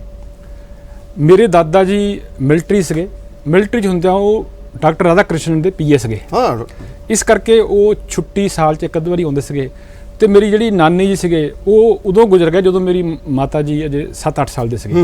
ਇਹ ਦੋ ਭੈਣਾਂ ਸੀਗੀਆਂ, ਵੱਡੀ ਭੈਣ ਵਿਆਹੀ ਗਈ ਤੇ ਛੋਟੀ ਜਿਹੜੀ ਮੇਰੀ ਮਦਰ ਆ, ਉਹਨੂੰ ਫਿਰ ਘਰ ਰਹਿਣ ਲਈ ਕੋਈ ਢੋਈ ਨਹੀਂ ਸੀ ਜੀ। ਇਸ ਕਰਕੇ ਮੇਰੀ ਮਾਤਾ ਚਲੇ ਗਏ ਸਿਰ ਤੋਂ ਜੀ। ਇਸ ਕਰਕੇ ਮੇਰੀ ਮਾਸੀ ਨੇ ਮੇਰੀ ਮਦਰ ਦਾ ਰਿਸ਼ਤਾ ਆਪਣੇ ਘਰੇ ਲਿਆਂਦਾ। ਪਰ ਮੇਰੀ ਮਦਰ ਜਿਹੜੇ ਚਾਹੇ ਬਿਲਕੁਲ ਆਪਾਂ ਕਹਿ ਲਈਏ ਕਿ ਅਨਪੜ੍ਹ ਸੀਗੇ, ਅੱਖਰ ਨਹੀਂ ਚੱਕਦੇ। ਵੈਸੇ ਮੇਰਾ ਜੀ ਨਹੀਂ ਕਰਦਾ ਅਨਪੜ੍ਹ ਕਹਿਣ ਨੂੰ। ਬਿਲਕੁਲ, ਮੈਨੂੰ ਵੀ ਇਹ ਸ਼ਬਦ ਚੰਗਾ ਨਹੀਂ ਲੱਗਦਾ, ਕਿਉਂਕਿ ਉਹ ਬਹੁਤ ਪੜ੍ਹਿਆ ਨਾਲੋਂ ਉੱਚੇ ਸੀਗੇ ਜੀ। ਮੇਰੀ ਮਦਰ ਦੀ ਇਹ ਇੱਛਾ ਹੁੰਦੀ ਸੀ ਕਿ ਉਹ ਪੜ੍ਹਨ ਲਿਖਣ ਤੇ ਬੱਚੇ ਜਿਹੜੇ ਆ ਨਾ ਉਹ ਕੁਝ ਬਣਨ। ਫਾਦਰ ਕਹਿੰਦੇ ਸੀ ਕਿ ਬੱਚੇ ਜਿਹੜੇ ਆ ਉਹ ਕੋਈ ਅਫਸਰ ਬਣਨ, ਚੰਗੇ ਅਹੁਦੇ ਤੇ ਪਹੁੰਚਣ। ਪਰ ਮਦਰ ਦੀ ਇੱਛਾ ਇਹ ਸੀਗੀ ਕਿ ਮੇਰੇ ਬੱਚੇ ਕੋਈ ਚੰਗਾ ਲਿਖਿਆ ਕਰਨ, ਚੰਗੇ ਇਨਸਾਨ ਤੇ ਚੰਗੇ ਲੇਖਕ ਬਣਨ ਜੀ, ਲਿਖਿਆ ਕਰਨ। ਵਾਹ ਜੀ। ਮੇਰੀ ਮਦਰ ਜਦੋਂ ਮੇਰੇ ਨਾਨਾ ਜੀ ਆਉਂਦੇ ਸੀਗੇ ਛੁੱਟੀ 2 ਮਹੀਨੇ ਦੀ, ਤਾਂ ਮੇਰੇ ਮਦਰ ਘਰ ਵਿੱਚ ਸਵਾਹ ਖਿਲਾਰ ਲੈਂਦੇ ਸੀਗੇ ਤੇ ਉਹਦੇ ਉੱਤੇ ਨਾਨਾ ਜੀ ਕੋਲ ਉਹਨਾਂ ਨੇ ਊੜਾ ਆੜਾ ਲਿਖਣਾ ਸਿੱਖਣਾ। ਕੀ ਬਾਤ ਹੈ ਜੀ, ਕਿੱਡੀ ਸੋਹਣੀ ਕਿੱਡੀ ਖੂਬਸੂਰਤ ਗੱਲ ਜੀ। ਫਿਰ ਉਸ ਤੋਂ ਅੱਗੇ ਕਿਉਂਕਿ ਉਦੋਂ ਘਰਾਂ 'ਚ ਜਿਹੜੇ ਘਰ ਆ ਕੱਚੇ ਹੁੰਦੇ ਸੀਗੇ ਤੇ ਪੋਚੇ ਲਾਏ ਜਾਂਦੇ ਸੀਗੇ ਜੀ, ਮਿੱਟੀ ਨਾਲ ਲਿਪਦੇ ਸੀ ਜੀ, ਗੋਹਾ ਤੇ ਮਿੱਟੀ ਮਿਕਸ ਕਰਕੇ। ਤੇ ਮੇਰੀ ਮਦਰ ਨੇ ਜਦੋਂ ਲਿਪਣਾ ਉਦੋਂ ਪਹਿਲਾਂ ਉੱਤੇ 35 ਸਿੱਖਣੀ। ਤੇ ਤੁਸੀਂ ਮੰਨ ਲਓ ਕਿ ਨਾ ਮੇਰੀ ਮਦਰ ਜਿਹੜੇ ਆ ਉਹ ਐਡੇ ਕੁ ਮਹਾਨ ਸੀਗੇ ਕਿ ਕੁਝ ਸਾਲਾਂ ਵਿੱਚ ਉਹ ਇਸੇ ਤਰੀਕੇ ਨਾਲ ਪੜ੍ਹਨਾ ਲਿਖਣਾ ਸਿੱਖ ਗਏ। ਚਲੋ ਐਟ ਦਾ ਐਂਡ ਮੈਂ ਇਹ ਕਹਿੰਦਾ ਕਿ ਮੇਰੀ ਮਦਰ ਨੇ ਆਪਣੇ ਘਰ ਵਿੱਚ ਇੱਕ ਲਾਇਬ੍ਰੇਰੀ ਬਣਾ ਲਈ। ਅੱਛਾ ਜੀ, ਹੌਲੀ ਹੌਲੀ ਕਿਤਾਬਾਂ ਇਕੱਠੀਆਂ ਕਰਨੀਆਂ ਸ਼ੁਰੂ ਕਰ ਲਈਆਂ। ਮਤਲਬ ਚਲੋ ਮੇਰੇ ਜਿਹੜੇ ਵੱਡੇ ਬ੍ਰਦਰ ਆ ਉਹ ਵੀ ਪੜ੍ਹੇ ਲਿਖੇ ਸੀ, ਉਹਨਾਂ ਦਾ ਸਹਿਯੋਗ ਸਾ ਕੁਦਰਤੀ ਆ। ਪਰ ਮੇਰੀ ਮਦਰ ਨੇ ਆਪਣੇ ਘਰ 'ਚ ਇੱਕ ਸਾਡੇ ਚਾਹੇ ਘਰ ਛੋਟਾ ਹੀ ਸੀਗਾ ਪਰ ਇੱਕ ਛੋਟਾ ਕਮਰਾ ਸਾਡਾ ਹੁੰਦਾ ਸੀ, ਉਹ 'ਚ ਸਿਲਫਾਂ ਪਾ ਕੇ ਲੱਕੜ ਦੀਆਂ ਲਾਇਬ੍ਰੇਰੀ ਬਣਾ ਲਈ। ਤੇ ਮੇਰੀ ਮਦਰ ਨੇ ਹੌਲੀ ਹੌਲੀ ਕਰਦਿਆਂ ਇਹ ਜਿਹੜੀਆਂ ਘੱਟੋ ਘੱਟ 3 ਤੋਂ 4 ਕਿਤਾਬਾਂ ਜਮ੍ਹਾਂ ਕਰ ਲਈਆਂ। ਔਰ ਸਾਡੇ ਘਰ ਇੱਕ ਅਖਬਾਰ ਆਇਆ ਕਰਦੀ ਸੀਗੀ ਜੀ। ਉਸ ਤੋਂ ਅੱਗੇ ਗੱਲ ਇਹ ਕਿ ਮੇਰੀ ਮਦਰ ਨੇ ਰਵਿੰਦਰਨਾਥ ਟੈਗੋਰ ਤੋਂ ਲੈ ਕੇ ਗੁਰਬਖਸ਼ ਸਿੰਘ ਪ੍ਰੀਤ ਲੋਹੜੀ, ਸੁਰਜੀਤ ਪਾਤਰ ਫਿਰ ਸਾਰੇ ਹੀ ਪੜ੍ਹੇ 35 ਸਿੱਖਣ ਤੋਂ ਬਾਅਦ। ਕੀ ਮਿਹਨਤ, ਕੀ ਬਾਤ ਹੈ ਜੀ, ਸਲਾਮ। ਤੇ ਮੇਰੀ ਮਦਰ ਦੀ ਇੱਛਾ ਹੁੰਦੀ ਸੀ ਕਿ ਜਿਹੜੇ ਮੇਰੇ ਪੁੱਤ ਆ ਉਹ ਲੇਖਕ ਬਣਨ। ਤੇ ਮੈਂ ਸੱਚ ਕਹਿੰਦਾ ਇਹ ਜੇ ਮੈਂ ਲਿਖਦਾ ਆਪਣੀ ਬੇਬੇ ਲਈ ਲਿਖਦਾ। ਕੀ ਬਾਤ ਹੈ ਜੀ, ਮਤਲਬ ਇਹ ਰਿਐਲਿਟੀ ਤੁਸੀਂ ਪੁੱਛਿਆ ਪਿੰਡ ਬਾਰੇ, ਇਹ ਰਿਐਲਿਟੀ ਇਹ ਹੈ ਕਿ ਮੈਂ ਸੱਚੀ ਆਪਣੀ ਮਾਂ ਲਈ ਲਿਖਦਾ। ਤੇ ਮੈਂ ਇਹ ਵੀ ਕਹਿੰਦਾ ਕਿ ਪਿਤਾ ਜੀ ਨੇ ਸੋਚਿਆ ਸੀਗਾ ਕਿ ਬੱਚੇ ਵੱਡੇ ਅਫਸਰ ਬਣਨ ਤੇ ਮੈਂ ਜੇ ਪੱਤਰਕਾਰੀ 'ਚ ਪੈਰ ਧਰਿਆ ਸੀਗਾ ਜੀ, ਹਾਈਐਸਟ ਪੋਸਟ ਐਡੀਟਰ ਦੀ ਹੁੰਦੀ ਆ ਤੇ ਮੈਂ ਉੱਥੇ ਪਹੁੰਚ ਕੇ ਦੇਖ ਲਿਆ। ਤੇ ਪੱਤਰਕਾਰੀ ਦਾ ਸਭ ਤੋਂ ਵੱਡਾ ਅਵਾਰਡ ਤੁਸੀਂ ਪਹਿਲਾਂ ਹੀ ਕਿਹਾ ਸ਼੍ਰੋਮਣੀ ਪੱਤਰਕਾਰ ਅਵਾਰਡ ਹੁੰਦਾ। ਤੇ ਮੈਂ ਇਹ ਵੀ ਕਹਿੰਦਾ ਜੇ ਕਿਤਾਬਾਂ ਨੂੰ ਇੰਨਾ ਜ਼ਿਆਦਾ ਹੁੰਗਾਰਾ ਮਿਲਿਆ ਕਿ ਮੇਰੀਆਂ ਕਿਤਾਬਾਂ ਐਡੀਸ਼ਨਾਂ 'ਚ ਵਿਕਦੀਆਂ ਜੀ, ਪਹਿਲਾ ਐਡੀਸ਼ਨ, ਦੂਜਾ, ਤੀਜਾ ਜੀ। ਚੰਗਾ ਪਬਲਿਸ਼ਰ ਜਿਹੜਾ ਆ ਕਹਿੰਦਾ ਹੁੰਦਾ ਪਬਲਿਸ਼ਰ ਉਹ ਕਿਤਾਬਾਂ ਛਾਪਦਾ। ਔਰ ਇੰਟਰਸਟਿੰਗ ਥੋੜੀ ਇੱਕ ਨਿੱਕੀ ਗੱਲ ਹੋਰ ਦੱਸਦਾ, ਬਿਲਕੁਲ ਵੱਡੀਆਂ ਦੱਸੋ, ਨਿੱਕੀਆਂ ਕਰ ਰਹੀਆਂ ਕਿ ਮੇਰੇ ਪਬਲਿਸ਼ਰ ਨੇ ਕਦੇ ਮੇਰਾ ਮੈਟਰ ਪੜਿਆ ਨਹੀਂ ਹੈਗਾ। ਇੰਨਾ ਭਰੋਸਾ ਉਹਨਾਂ ਨੂੰ। ਮੈਂ ਜਦੋਂ ਪਹਿਲੀ ਲੈ ਕੇ ਗਈ ਸੀ ਕਿਤਾਬ, ਪਹਿਲਾਂ ਉਹਨਾਂ ਕੋਲ ਪਹਿਲੀ ਵਾਰੀ 5-4 ਸਾਲ ਪਹਿਲਾਂ MLA ਨੇ ਡਾਕੀਆ ਤਾਂ ਮੈਨੂੰ ਕਹਿੰਦੇ ਕਿ ਅਸੀਂ ਤੇ ਪੈਸੇ ਲੈਂਦੇ ਆ ਛਾਪਣ ਦੇ, ਅਸੀਂ ਮੈਟਰ ਪੜ੍ਹਦੇ ਆ। ਮੈਂ ਉਹਨਾਂ ਨੂੰ ਕਿਹਾ ਤੁਸੀਂ ਆ ਪਹਿਲੀ ਤਾਂ ਮੈਟਰ ਪੜ੍ਹ ਲਓ, ਜੇ ਪੈਸੇ ਮੰਗਣੇ ਹੋਏ ਮੈਨੂੰ ਫੋਨ ਕਰ ਦਿਓ, ਮੈਂ ਨਹੀਂ ਆਉਂਗਾ, ਜੇ ਆਪ ਛਾਪਣੀ ਹੋਈ ਤਾਂ ਮੁੜ ਕੇ ਆ ਜਾਊਂਗਾ। ਉਹਨਾਂ ਨੇ ਮੇਰੀ ਕਿਤਾਬ ਛਾਪਤੀ ਔਰ ਪਹਿਲੇ ਸਾਲ 'ਚ 3 ਐਡੀਸ਼ਨ ਵਿਕੇ। ਫਿਰ ਉਹ ਤੋਂ ਬਾਅਦ ਹੁਣ ਕੀ ਸਿਸਟਮ ਚੱਲਦਾ ਜੀ, ਮੈਂ ਆਪੇ ਕਿਤਾਬ ਕੰਪੋਜ਼ ਕਰਾ ਲੈਂਦਾ ਜੀ। ਮੈਂ ਕਿਤਾਬ ਕੰਪੋਜ਼ ਕਰਕੇ ਉਹਨਾਂ ਨੂੰ ਮੇਲ ਕਰ ਦਿੰਦਾ ਤੇ ਜਿਹੜਾ ਟਾਈਟਲ ਹੈ ਉਹ ਵੀ ਮੈਂ ਆਪ ਬਣਾਉਂਦਾ। ਵੈਸੇ ਉਹ ਆਪ ਬਣਾਉਂਦੇ ਆ ਪਰ ਮੇਰੀ ਇੱਛਾ ਹੁੰਦੀ ਕਿ ਮੈਂ ਬਣਾ ਕੇ ਦੇਵਾਂ ਆਪਣੀ ਪਸੰਦ ਦਾ। ਤੇ ਮੈਂ ਟਾਈਟਲ ਭੇਜ ਦਿੰਦਾ, ਮੈਨੂੰ ਉਹਨਾਂ ਦਾ ਫੋਨ ਅੱਜ ਤੱਕ ਤੇਰੀ ਕਿਤਾਬ ਛਪ ਗਈ ਹੈ ਨਾ। ਤੇ ਇਹ ਮਤਲਬ ਮੈਨੂੰ ਇਹ ਲੱਗਦਾ ਕਿ ਇਹ ਮਤਲਬ ਜਿਹੜੇ ਮੇਰੇ ਉੱਪਰ ਪੇਰੈਂਟਸ ਬੈਠੇ ਆ, ਬੇਬੇ ਦੀਆਂ ਦੁਆਵਾਂ ਨੇ, ਉਹਨਾਂ ਦਾ ਹੱਥ ਹੈ। ਕੀ ਬਾਤ ਹੈ ਸਰ, ਬੜੀ ਖੂਬਸੂਰਤ ਗੱਲਾਂ ਚੱਲ ਰਹੀਆਂ ਸੀ, ਮੈਨੂੰ ਲੱਗਦਾ ਤੁਸੀਂ ਵੀ ਆਨੰਦ ਲੈ ਰਹੇ ਹੋਵੋਗੇ। ਵਕਤ ਇੱਕ ਬ੍ਰੇਕ ਦਾ ਹੋਇਆ, ਇਹ ਗੱਲਾਂ ਰੋਕਣ ਨੂੰ ਦਿਲ ਨਹੀਂ ਕਰਦਾ ਸੀ ਪਰ ਵਕਤ ਕਹਿੰਦਾ ਕਿ ਰੁਕ ਜਾਓ। 18ਵੇਂ ਨਾਲ ਚੱਲਿਆ ਕਹਿੰਦੇ ਸਾਰੇ ਕੰਮ ਨਿਬੜ ਜਾਂਦੇ ਹੁੰਦੇ ਆ, ਕਾਲੀ ਅੱਗੇ ਟੋਏ ਟੋਏ। ਰੁਕਦੇ ਹਾਂ ਬ੍ਰੇਕ ਦੇ ਅਗਲੇਰੇ ਪਾਰ। ਸਰਦਾਰ ਕਮਲਜੀਤ ਸਿੰਘ ਬਨਵੈਤ ਹੋਰਾਂ ਦੇ ਪੱਤਰਕਾਰਤਾ ਦੇ ਸਫ਼ਰ ਔਰ ਸਾਹਿਤਕਾਰਤਾ ਦੇ ਸਫ਼ਰ ਔਰ ਜ਼ਿੰਦਗੀ ਦੀਆਂ ਖੂਬਸੂਰਤ ਦੀਆਂ ਯਾਦਾਂ ਨੂੰ ਤੁਹਾਡੇ ਨਾਲ ਸਾਂਝਾ ਕਰਾਂਗੇ। ਮਿਲਦੇ ਹਾਂ ਬ੍ਰੇਕ ਦੇ ਅਗਲੇਰੇ ਪਾਰ। ਬ੍ਰੇਕ ਦੇ ਇਸ ਪਾਰ ਤੁਹਾਡਾ ਮੁੜ ਤੋਂ ਸਵਾਗਤ ਹੈ। ਜਿਹੜੇ ਪਾਰਖੂ ਹੁੰਦੇ ਆ ਉਹ ਚੀਜ਼ਾਂ ਨੂੰ ਪਰਖ ਹੀ ਲੈਂਦੇ ਆ। ਬ੍ਰੇਕ ਦੇ ਵਿੱਚ ਨਾ ਸਾਡਾ ਇੱਕ ਹਾਦਸਾ ਚੱਲ ਰਿਹਾ ਸੀ। ਬਨਵੈਤ ਸਾਹਿਬ ਮੈਨੂੰ ਕਹਿੰਦੇ ਕਿ ਮੈਂ ਸੋਚ ਰਿਹਾ ਸੀ ਕਿ ਬੰਦਾ ਮਲਵਈ ਹੈ, ਕਿਉਂਕਿ ਮੈਂ ਇੱਕ ਕੋਈ ਅੱਖਰ ਐਸਾ ਬੋਲਿਆ, ਕੋਈ ਇੱਕ ਸ਼ਬਦ ਐਸਾ ਬੋਲਿਆ ਜਿਸ ਦੇ ਵਿੱਚ ਉਹਨਾਂ ਨੂੰ ਪਛਾਣ ਆ ਗਈ ਕਿ ਇਹ ਮਾਲਵੇ ਨੂੰ ਬਿਲੋਂਗ ਕਰਦਾ ਹੋਏਗਾ, ਮਾਲਵੇ ਦਾ ਰਹਿਣ ਵਾਲਾ ਹੋਏਗਾ। ਮੈਨੂੰ ਇਸ ਗੱਲ ਦੇ ਵਿੱਚ ਕਦੇ ਵੀ ਕੋਈ ਨਮੋਸ਼ੀ ਨਹੀਂ ਹੋਈ ਕਿਉਂਕਿ ਪੰਜਾਬੀ ਦੀਆਂ ਬਹੁਤ ਸਾਰੀਆਂ ਉਪ ਭਾਸ਼ਾਵਾਂ ਤੇ ਉਪ ਬੋਲੀਆਂ ਨੇ। ਅਸੀਂ ਆਪਣੀ ਖੇਤਰੀ ਬੋਲੀ ਦੇ ਉੱਤੇ ਮਾਣ ਮਹਿਸੂਸ ਕਰਦੇ ਹਾਂ। ਸਾਡੇ ਜਿਹੜੇ ਮਲਵਈ ਨੇ ਉਹ ਸੱਸੇ ਔਰ ਛੱਛੇ ਦੇ ਵਿੱਚ ਕਈ ਵਾਰੀ ਬਹੁਤ ਉਲਝਾ ਦਿੰਦੇ ਆ ਕੰਮ, ਉਹਦੇ ਕਰਕੇ ਕਈ ਵਾਰੀ ਮਖੌਲ ਵੀ ਉੱਡਦਾ। ਇਸੇ ਤਰੀਕੇ ਨਾਲ ਪੁਆਧੀ ਲੋਕਾਂ ਦਾ ਬਹੁਤ ਮਖੌਲ ਉਡਾਇਆ ਜਾਂਦਾ। ਜਿਨ੍ਹਾਂ ਨੂੰ ਨਹੀਂ ਪਤਾ ਕਿ ਪੁਆਧੀ ਕਿੱਡੀ ਅਮੀਰ ਵਿਰਾਸਤ ਹੈ, ਉਹ ਕਈ ਵਾਰੀ ਪੁਆਧੀਆਂ ਦਾ ਮਖੌਲ ਉਡਾਉਂਦੇ ਨੇ ਵੀ ਤਾਂ ਬਾਂਗਰੂ ਜੇ ਨੇ। ਉਹਨਾਂ ਨੂੰ ਪਤਾ ਨਹੀਂ ਕਿ ਬਾਂਗਰੂ ਔਰ ਪੁਆਧੀਆਂ ਦੇ ਵਿੱਚ ਬਹੁਤ ਫਰਕ ਹੈ। ਔਰ ਇੱਕ ਗੱਲ ਮੈਂ ਬੜੇ ਮਾਣ ਨਾਲ ਕਹਿਣਾ ਹੁੰਦਾ ਕਿ ਜਦੋਂ ਅਸੀਂ ਕਹਿੰਦੇ ਹਾਂ ਵਾਹਿਗੁਰੂ ਜੀ ਕਾ ਖਾਲਸਾ ਵਾਹਿਗੁਰੂ ਜੀ ਕੀ ਫਤਿਹ, ਇਹ ਕਾ ਔਰ ਕੀ ਇਹ ਪੁਆਧੀ ਦੇ ਨੇ, ਇਹ ਲਫ਼ਜ਼ ਇਹ ਪੁਆਧੀ ਦੇ ਨੇ। ਇਸੇ ਕਰਕੇ ਇਹਨਾਂ ਨੂੰ ਗੁਰਬਾਣੀ ਦੇ ਵਿੱਚ ਵੀ ਉੱਚ ਥਾਂ ਮਿਲਿਆ ਹੋਇਆ। ਸਰ ਮੁੜ ਤੋਂ ਸਵਾਗਤ ਹੈ ਬ੍ਰੇਕ ਤੋਂ ਬਾਅਦ। ਪਿੰਡ ਦਾ ਨਾਂ ਭੁੱਲ ਗਈ ਆਪਾਂ। ਮੇਰਾ ਪਿੰਡ ਉੜਾਪੜ ਹੈ ਜੀ। ਉੜਾਪੜ, ਨਵਾਂਸ਼ਹਿਰ ਜ਼ਿਲ੍ਹਾ। ਇਹ ਡਾਕਟਰ ਹਰਚੰਦ ਸਿੰਘ ਹੁੰਦੇ ਸੀ, ਬਹੁਤ ਵੱਡੇ ਲੇਖਕ ਹੋਏ ਨੇ ਜੀ, ਉਹਨਾਂ ਦਾ ਪਿੰਡ ਹੈ ਜੀ। ਜੀ ਨਹੀਂ ਹੁਣ ਤਾਂ ਤੁਸੀਂ ਵੱਡੇ ਲੇਖਕ ਹੋ ਸਾਡੇ ਵਾਸਤੇ। ਸ਼੍ਰੋਮਣੀ ਪੱਤਰਕਾਰ ਮੇਰੇ ਕੋਲੇ ਬੈਠੇ ਆ, ਬਹੁਤ ਵੱਡੀ ਚੀਜ਼ ਸੀਗੇ ਜੀ। ਸਰ ਪੱਤਰਕਾਰਤਾ ਦੇ ਸ਼ੌਕ ਦੇ ਵਿੱਚ ਕਿਵੇਂ ਆਉਣਾ ਹੋਇਆ ਜਾਂ ਪੱਤਰਕਾਰਤਾ ਵੱਲ ਕਿਵੇਂ ਖਿੱਚੇ ਚਲੇ ਗਏ ਉਹਨਾਂ ਵਕਤਾਂ ਦੇ ਵਿੱਚ? ਹਾਲਾਂਕਿ ਉਹ ਵਕਤ ਬੜੇ ਪਿਆਰੇ ਜਿਹੇ ਵਕਤ ਸੀ ਤੁਹਾਡੇ ਵੇਲੇ। ਇੱਕ ਪਾਸੇ ਨਕਸਲਾਈਟ ਮੂਵਮੈਂਟ ਖਤਮ ਹੋ ਰਹੀ ਸੀ ਪੰਜਾਬ ਦੇ ਵਿੱਚੋਂ, ਦਿਮਾਗ ਉਦੋਂ ਰੌਸ਼ਨ ਹੋ ਰਹੇ ਸੀ। ਦੂਜੇ ਪਾਸੇ ਖਾਲਿਸਤਾਨੀ ਮੂਵਮੈਂਟ ਖੜੀ ਹੋ ਰਹੀ ਸੀ। ਦਿੱਲੀ ਦਰਬਾਰ ਨੇ ਪੰਜਾਬ ਦੇ ਉੱਤੇ ਬੜਾ ਗਲਬਾ ਜਿਹਾ ਪਾਇਆ ਹੋਇਆ ਸੀ। ਪੰਜਾਬ ਆਪ ਬੜੀਆਂ ਮੁਸ਼ਕਲ ਪ੍ਰਸਥਿਤੀਆਂ ਦੇ ਵਿੱਚੋਂ ਨਿਕਲ ਰਿਹਾ ਸੀ ਤੇ ਉਸ ਦੇ ਵਿੱਚੋਂ ਇੱਕ ਚੰਗੇ ਘਰ ਦਾ ਮੁੰਡਾ ਤੁਸੀਂ ਪੱਤਰਕਾਰਤਾ ਵੱਲ ਕਿਵੇਂ ਆਉਣ ਦਾ ਸਬੱਬ ਬਣਿਆ? ਮੈਂ ਚੰਗੇ ਘਰ ਦਾ ਮੁੰਡਾ ਤੱਕ ਸਹਿਮਤ ਆ ਜੀ। ਪਰ ਸਾਡੀ ਜ਼ਿੰਦਗੀ ਬਹੁਤ ਸੰਘਰਸ਼ਮਈ ਸੀ ਜੀ। ਮਤਲਬ ਆਪਾਂ ਕਹਿ ਲਈਏ ਕਿ ਜਿਹੜਾ ਜਦੋਂ ਮੈਂ ਦਾਦਾ ਜੀ ਦੀ ਗੱਲ ਕੀਤੀ ਸੀ ਨਾ ਜੀ, ਜੀ। ਕਿ ਉਹਨਾਂ ਕੋਲ ਬੌਲਦ ਹੁੰਦੇ ਸੀ ਪੁੱਠੀਆਂ ਝੁੱਠਾਂ ਵਾਲੇ, ਉਦੋਂ ਬਾਅਦ ਸਾਡੀ ਜ਼ਮੀਨ 'ਚ ਸੇਮ ਪੈ ਗਈ ਸੀ। ਉਦੋਂ ਬਾਅਦ ਹਾਲਾਤ ਬਹੁਤ ਟੇਢੇ ਹੋ ਗਏ ਜੀ। ਮੈਂ ਪੱਤਰਕਾਰੀ ਇਸ ਲਈ ਚੁਣੀ ਸੀਗੀ ਕਿ ਇਹ ਪੱਤਰਕਾਰੀ ਡਿਗਰੀ ਕਰਨ ਤੋਂ ਬਾਅਦ ਤੁਹਾਨੂੰ ਨੌਕਰੀ ਲਈ ਨੱਠ ਭੱਜ ਕਰਨ ਦੀ ਲੋੜ ਨਹੀਂ ਪੈਣੀ ਹੈਗੀ, ਇੰਟਰਵਿਊ ਦੇਣ ਦੀ ਲੋੜ ਨਹੀਂ ਪੈਣੀ, ਪਤਾ ਇਸ ਕਰਕੇ ਇਹ ਕਰੋ ਤੇ ਅਖਬਾਰ 'ਚ ਨੌਕਰੀ ਮਿਲ ਜਾਣੀ ਆ। ਇੱਕ ਤਾਂ ਇਹ, ਦੂਜਾ ਇਹ ਕਿ ਮੈਂ ਜਾਂ ਬਗਾਵਤ ਨੇਚਰ ਦਾ ਕਹਿ ਲਈਏ ਜੀ, ਮੈਂ ਆਪਣੀ ਸਟੂਡੈਂਟ ਕੌਂਸਲ ਦਾ ਪ੍ਰਧਾਨ ਸਾਂ, ਹੋਰ ਕਈ ਜਿਹੜੀਆਂ ਵਿਦਿਆਰਥੀ ਜਥੇਬੰਦੀਆਂ ਦਾ ਕੋਈ ਜਨਰਲ ਸੈਕਟਰੀ ਸੀਗਾ। ਤੇ ਕਿਹੜੇ ਕਾਲਜ ਪੜ੍ਹਦੇ ਸੀ ਤੁਸੀਂ? ਮੈਂ Sikh national college SN college Banga. ਜੀ ਜੀ। ਮਤਲਬ ਕਿ ਜਦੋਂ ਕਿਹੜੀ ਆ ਨਾ ਬੱਚਿਆਂ ਲਈ ਬੱਸਾਂ ਦੇ ਕਿਰਾਏ ਮਾਫ ਹੋਏ ਆ, ਅਸੀਂ ਮੋਗਾ ਰੀਗਲ ਕਾਂਡ ਤੋਂ ਬਾਅਦ ਜੀ ਅਸੀਂ ਇਹ ਜਿਹੜਾ ਸਟਰਗਲ ਹੈ ਬੜਾ ਮੋਹਰੇ ਹੋ ਕੇ ਲੜਿਆ ਸੀਗਾ। ਬਾਕੀ ਗੱਲ ਪੱਤਰਕਾਰੀ ਦੀ ਇੱਕ ਤਾਂ ਇਹ ਹੈ ਕਿ ਮੈਂ ਜਦੋਂ ਪੜ੍ਹਦਾ ਸੀ BA ਵਿੱਚ, ਮੇਰੀ ਉਦੋਂ ਹੀ ਕਿਤਾਬ ਜਿਹੜੀ ਇੱਕ ਕਹਾਣੀਆਂ ਦੀ ਆ ਗਈ ਸੀਗੀ ਤੇ ਮੈਨੂੰ ਲਿਖਣ ਦਾ ਜਿਹੜਾ ਸ਼ੌਂਕ ਸੀਗਾ ਹੀ। ਇੱਕ ਤਾਂ ਇਹ ਜੀ, ਦੂਜਾ ਇਹ ਕਿ ਹਾਲਾਤ ਜਿਵੇਂ ਮੈਂ ਕਿਹਾ, ਮੇਰਾ ਪਿੰਡ ਨਾ ਜੀ ਉੜਾਪੜ ਤੋਂ ਬੰਗਾ ਕੋਈ 25 ਕਿਲੋਮੀਟਰ ਦੂਰ ਪੈਂਦਾ ਜੀ ਸਰ। ਤੇ ਅਸੀਂ ਸਕੂਲ ਪੜ੍ਹਦੇ ਹੋਏ ਵੀ ਕੋਈ 5-7 ਕਿਲੋਮੀਟਰ ਦੂਰ ਜਾਂਦੇ ਸੀਗੇ, ਮਤਲਬ ਉਹ ਤਾਂ 5-7 ਕਿਲੋਮੀਟਰ ਦੂਰ ਜਾਂਦੇ ਸੀਗੇ। ਤੇ ਜਦੋਂ ਕਾਲਜ ਸੀਗਾ 25 ਕਿਲੋਮੀਟਰ ਦੂਰ ਅਸੀਂ ਸਾਈਕਲ ਤੇ ਜਾਂਦੇ ਸੀ ਡੇਲੀ ਜੀ। ਸਾਈਕਲ ਤੇ ਜਾਣਾ, ਸਾਈਕਲ ਤੇ ਆਉਣਾ। ਮੈਂ ਤੁਹਾਨੂੰ ਦੱਸਦਾ ਹਾਲਾਤਾਂ ਦੀ ਕਿ ਕਿਉਂ ਚੁਣਿਆ ਸੀ ਇਹ। ਅਸੀਂ ਪਜਾਮਾ ਪਾਉਂਦੇ ਹੁੰਦੇ ਸੀ ਜੀ। ਮੈਂ BA ਪਾਰਟ 2 ਤੱਕ ਮੈਨੂੰ ਪੈਂਟ ਨਸੀਬ ਨਹੀਂ ਸੀ ਹੋਈ। ਮੈਂ ਜਦੋਂ ਹਾਲਾਤ ਆ ਗਏ ਸੀਗੇ ਜੀ, ਜਦੋਂ ਮੈਂ BA ਪਾਰਟ 2 ਵਿੱਚ ਕਾਲਜ ਦੀ ਕੌਂਸਲ ਦਾ ਪ੍ਰਧਾਨ ਸੀਗਾ, ਤਾਂ ਮੈਂ ਆਪਣੇ ਫਾਦਰ ਨੂੰ ਕਿਹਾ ਕਿ ਮੈਂ ਕਾਲਜ ਦੀ ਕੌਂਸਲ ਦਾ ਪ੍ਰਧਾਨ ਆ, ਅੱਜ ਫੰਕਸ਼ਨ ਆ, ਮੈਂ ਸਟੇਜ ਤੇ ਬੈਠਣਾ ਤੇ ਮੈਨੂੰ ਪਜਾਮਾ ਥੋੜਾ ਔਖਾ ਲੱਗੂਗਾ। ਤੇ ਸਾਡੇ ਘਰ ਨਾ ਇੱਕ ਸਟੈਚ ਲੋਨ ਦੀ ਪੈਂਟ ਕੱਪੜਾ ਪਿਆ ਸੀਗਾ ਤੇ ਮੇਰੀ ਜਿਹੜੀ ਕਿਤਾਬ ਹੈ ਨਾ MLA ਨੇ ਡਾਕੀਆ, ਇਹਦੀ ਪਹਿਲੀ ਸਟੋਰੀ ਵੀ ਨਾਭੀ ਰੰਗੀ ਬੈਲ ਬਾਟਮ ਹੀ ਆ। ਉਹ ਨਾਭੀ ਰੰਗੀ ਬੈਲ ਬਾਟਮ ਮੈਨੂੰ BA ਪਾਰਟ 3 ਚ ਮਿਲੀ ਸੀ, 2 ਚ ਮਿਲੀ ਸੀ ਜੀ। ਤੇ ਇਸ ਤਰ੍ਹਾਂ ਦੀ ਜਿਹੜੀ ਜ਼ਿੰਦਗੀ ਸੀ ਨਾ ਜੀ, ਉਹ ਇਸ ਤਰ੍ਹਾਂ ਕਰਕੇ ਕਿਉਂਕਿ ਬੜਾ ਸੰਘਰਸ਼ ਸੀਗਾ। ਫਿਰ ਮੈਨੂੰ ਇਹ ਸੀਗਾ ਕਿ ਉਹ ਮੈਂ ਕੰਮ ਕਰਾਂ ਜਿਹਦੇ ਨਾਲ ਮੈਨੂੰ ਪੜ੍ਹਾਈ ਪੂਰੀ ਕਰਦਿਆਂ ਹੀ ਨੌਕਰੀ ਮਿਲ ਜਾਏ। ਹੁਣ ਮੈਂ ਤੁਹਾਨੂੰ ਇੱਕ ਨਿੱਕੀ ਜਿਹੀ ਗੱਲ ਦੱਸਦਾ ਹੈ ਕਿ ਜਦੋਂ ਮੈਂ BA ਕਰਕੇ ਪੇਪਰ ਦਿੱਤੇ ਜੀ ਪੱਤਰਕਾਰੀ ਦੇ ਪੰਜਾਬੀ ਯੂਨੀਵਰਸਿਟੀ ਪਟਿਆਲੇ, ਉਦੋਂ ਤੱਕ ਮੇਰੇ ਮਦਰ ਵੀ ਕਾਫੀ ਬਿਮਾਰ ਰਹਿੰਦੇ ਸੀਗੇ, ਹਾਲਾਤ ਟੇਢੇ ਸੀਗੇ। ਤੇ ਮੇਰੇ ਪੇਰੈਂਟਸ ਚਾਹੁੰਦੇ ਸੀ ਕਿ ਮੈਂ ਹਾਲਾਤ ਮਾੜਾ ਹੋਣ ਦੇ ਬਾਵਜੂਦ ਵੀ ਅੱਗੇ ਪੜਾਂ, ਪਰ ਮੇਰਾ ਮਨ ਸੀ ਕਿ ਨਹੀਂ, ਮੈਨੂੰ ਹੁਣ ਘਰ ਦੇ ਕੰਮ ਆਉਣਾ ਚਾਹੀਦਾ। ਮੇਰੇ ਮਦਰ ਬਿਮਾਰ ਸੀਗੇ, ਮੇਰਾ ਪਿੰਡ ਉੜਾਪੜਿਆ, ਸਾਡੇ ਕੋਲੇ ਲੁਧਿਆਣਾ ਪੈਂਦਾ ਜੀ, ਉੱਥੇ ਵੱਡੇ ਡਾਕਟਰ ਸੀਗੇ। ਤੇ ਮੈਂ ਆਪਣੀ ਮਦਰ ਲਈ ਲੁਧਿਆਣੇ ਤੋਂ ਦਵਾਈ ਲੈਣ ਗਿਆ ਤੇ ਰਸਤੇ 'ਚ ਮੈਂ ਨਾ ਬੜਾ ਘੋਲ ਮਥੋੜ ਹੁੰਦਾ ਗਿਆ ਬੱਸ ਵਿੱਚ ਆਪਣੇ ਆਪ ਨਾਲ ਜੀ ਕਿ ਹਾਲਾਤ ਬੜੇ ਟੇਢੇ ਆ। ਘਰ ਦੇ ਕਹਿੰਦੇ ਅੱਗੇ ਪੜ੍ਹ ਲਾ, ਮੈਂ ਪੜ੍ਹਨਾ ਨਹੀਂ ਚਾਹੁੰਦਾ, ਮੈਨੂੰ ਹੁੰਦਾ ਕਿ ਮੈਂ ਪੇਰੈਂਟਸ ਦੀ ਹੈਲਪ ਕਰਾਂ।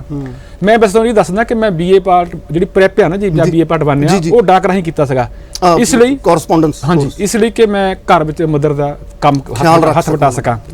ਤੇ ਮੈਂ ਲੁਧਿਆਣਿਓਂ ਦਵਾਈ ਲਈ ਜੀ, ਲੁਧਿਆਣਿਓਂ ਦਵਾਈ ਲੈ ਕੇ ਮੈਂ ਸਿੱਧਾ ਜਲੰਧਰ ਨੂੰ ਬੱਸ ਫੜ ਲਈ, ਪਿੰਡ ਨੂੰ ਆਉਣ ਦੀ ਥਾਂ। ਉਦੋਂ ਅਕਾਲੀ ਪੱਤਰ ਅਖਬਾਰ ਬੜੀ ਮਸ਼ਹੂਰ ਹੈ ਜੀ। ਬਿਲਕੁਲ। ਮੈਂ ਅਕਾਲੀ ਪੱਤਰ ਅਖਬਾਰ ਦੇ ਦਫ਼ਤਰ ਪਹੁੰਚ ਗਿਆ ਤੇ ਮੈਂ ਉੱਥੇ ਐਡੀਟਰਸ ਹੁੰਦੇ ਸੀ ਗਿਆਨੀ ਸ਼ਾਦੀ ਸਿੰਘ ਜੀ। ਮੈਂ ਉਹਨਾਂ ਨੂੰ ਕਿਹਾ ਕਿ ਮੈਂ ਨੌਕਰੀ ਲੈਣੀ ਹੈ ਸਬ ਐਡੀਟਰ ਦੀ। ਉਹ ਕਹਿੰਦੇ ਕੀ ਕੀਤਾ ਹੋਇਆ? ਮੈਂ ਉਹਨਾਂ ਨੂੰ ਕਿਹਾ ਕਿ ਮੈਂ ਪੱਤਰਕਾਰੀ ਦੀ ਡਿਗਰੀ ਦੇ ਪੇਪਰ ਦਿੱਤੇ ਹੋਏ ਆ, ਅਜੇ ਰਿਜ਼ਲਟ ਨਹੀਂ ਆਇਆ ਹੈਗਾ। ਉਹ ਮੈਨੂੰ ਪੁੱਛਣ ਲੱਗੇ, ਕਹਿੰਦੇ ਤੇਰਾ ਜਿਹੜਾ ਪੰਜਾਬੀ ਪੱਤਰਕਾਰੀ ਦਾ ਇਤਿਹਾਸ ਆ ਉਹ 'ਚੋਂ ਕਿੰਨੇ ਨੰਬਰ ਸੀ? ਮੈਂ ਕਿਹਾ ਮੈਂ ਟੌਪ ਕੀਤਾ ਸੀ ਜੀ। ਅੱਛਾ, ਕੁਦਰਤ ਜਿਹੜੀ ਆਨਸਰ ਬੁੱਕ ਸੀਆਂ ਉਹਨਾਂ ਕੋਲ ਆਈਆਂ ਸੀ ਐਵੈਲੂਏਸ਼ਨ ਲਈ। ਤੇ ਮੈਨੂੰ ਕਹਿੰਦੇ ਮੈਂ ਤੇਰੇ ਮੋਰੇ ਉੱਤਰ ਪੱਤੀ ਨਾਲ ਰੱਖਣਾ, ਤੂੰ ਪਛਾਣ ਲਾ ਕਿਹੜੀ ਆ। ਉਹਨਾਂ ਨੇ ਮੋਰੇ ਰੱਖੀਆਂ ਤੇ ਮੈਂ ਕਿਹਾ ਮੇਰਾ ਪੇਪਰ ਆ। ਉਹ ਦੇਖਿਆ ਮੈਂ ਟੌਪ ਤੇ ਸੀਗਾ ਤੇ ਮੈਨੂੰ ਕਹਿੰਦੇ ਕਦੋਂ ਜੁਆਇਨ ਕਰਨਾ? ਇਹ 3:30 ਵਜੇ ਦੀ ਗੱਲ ਆ। ਮੈਂ ਕਿਹਾ ਹੁਣੀ ਕਰ ਲੈਣਾ।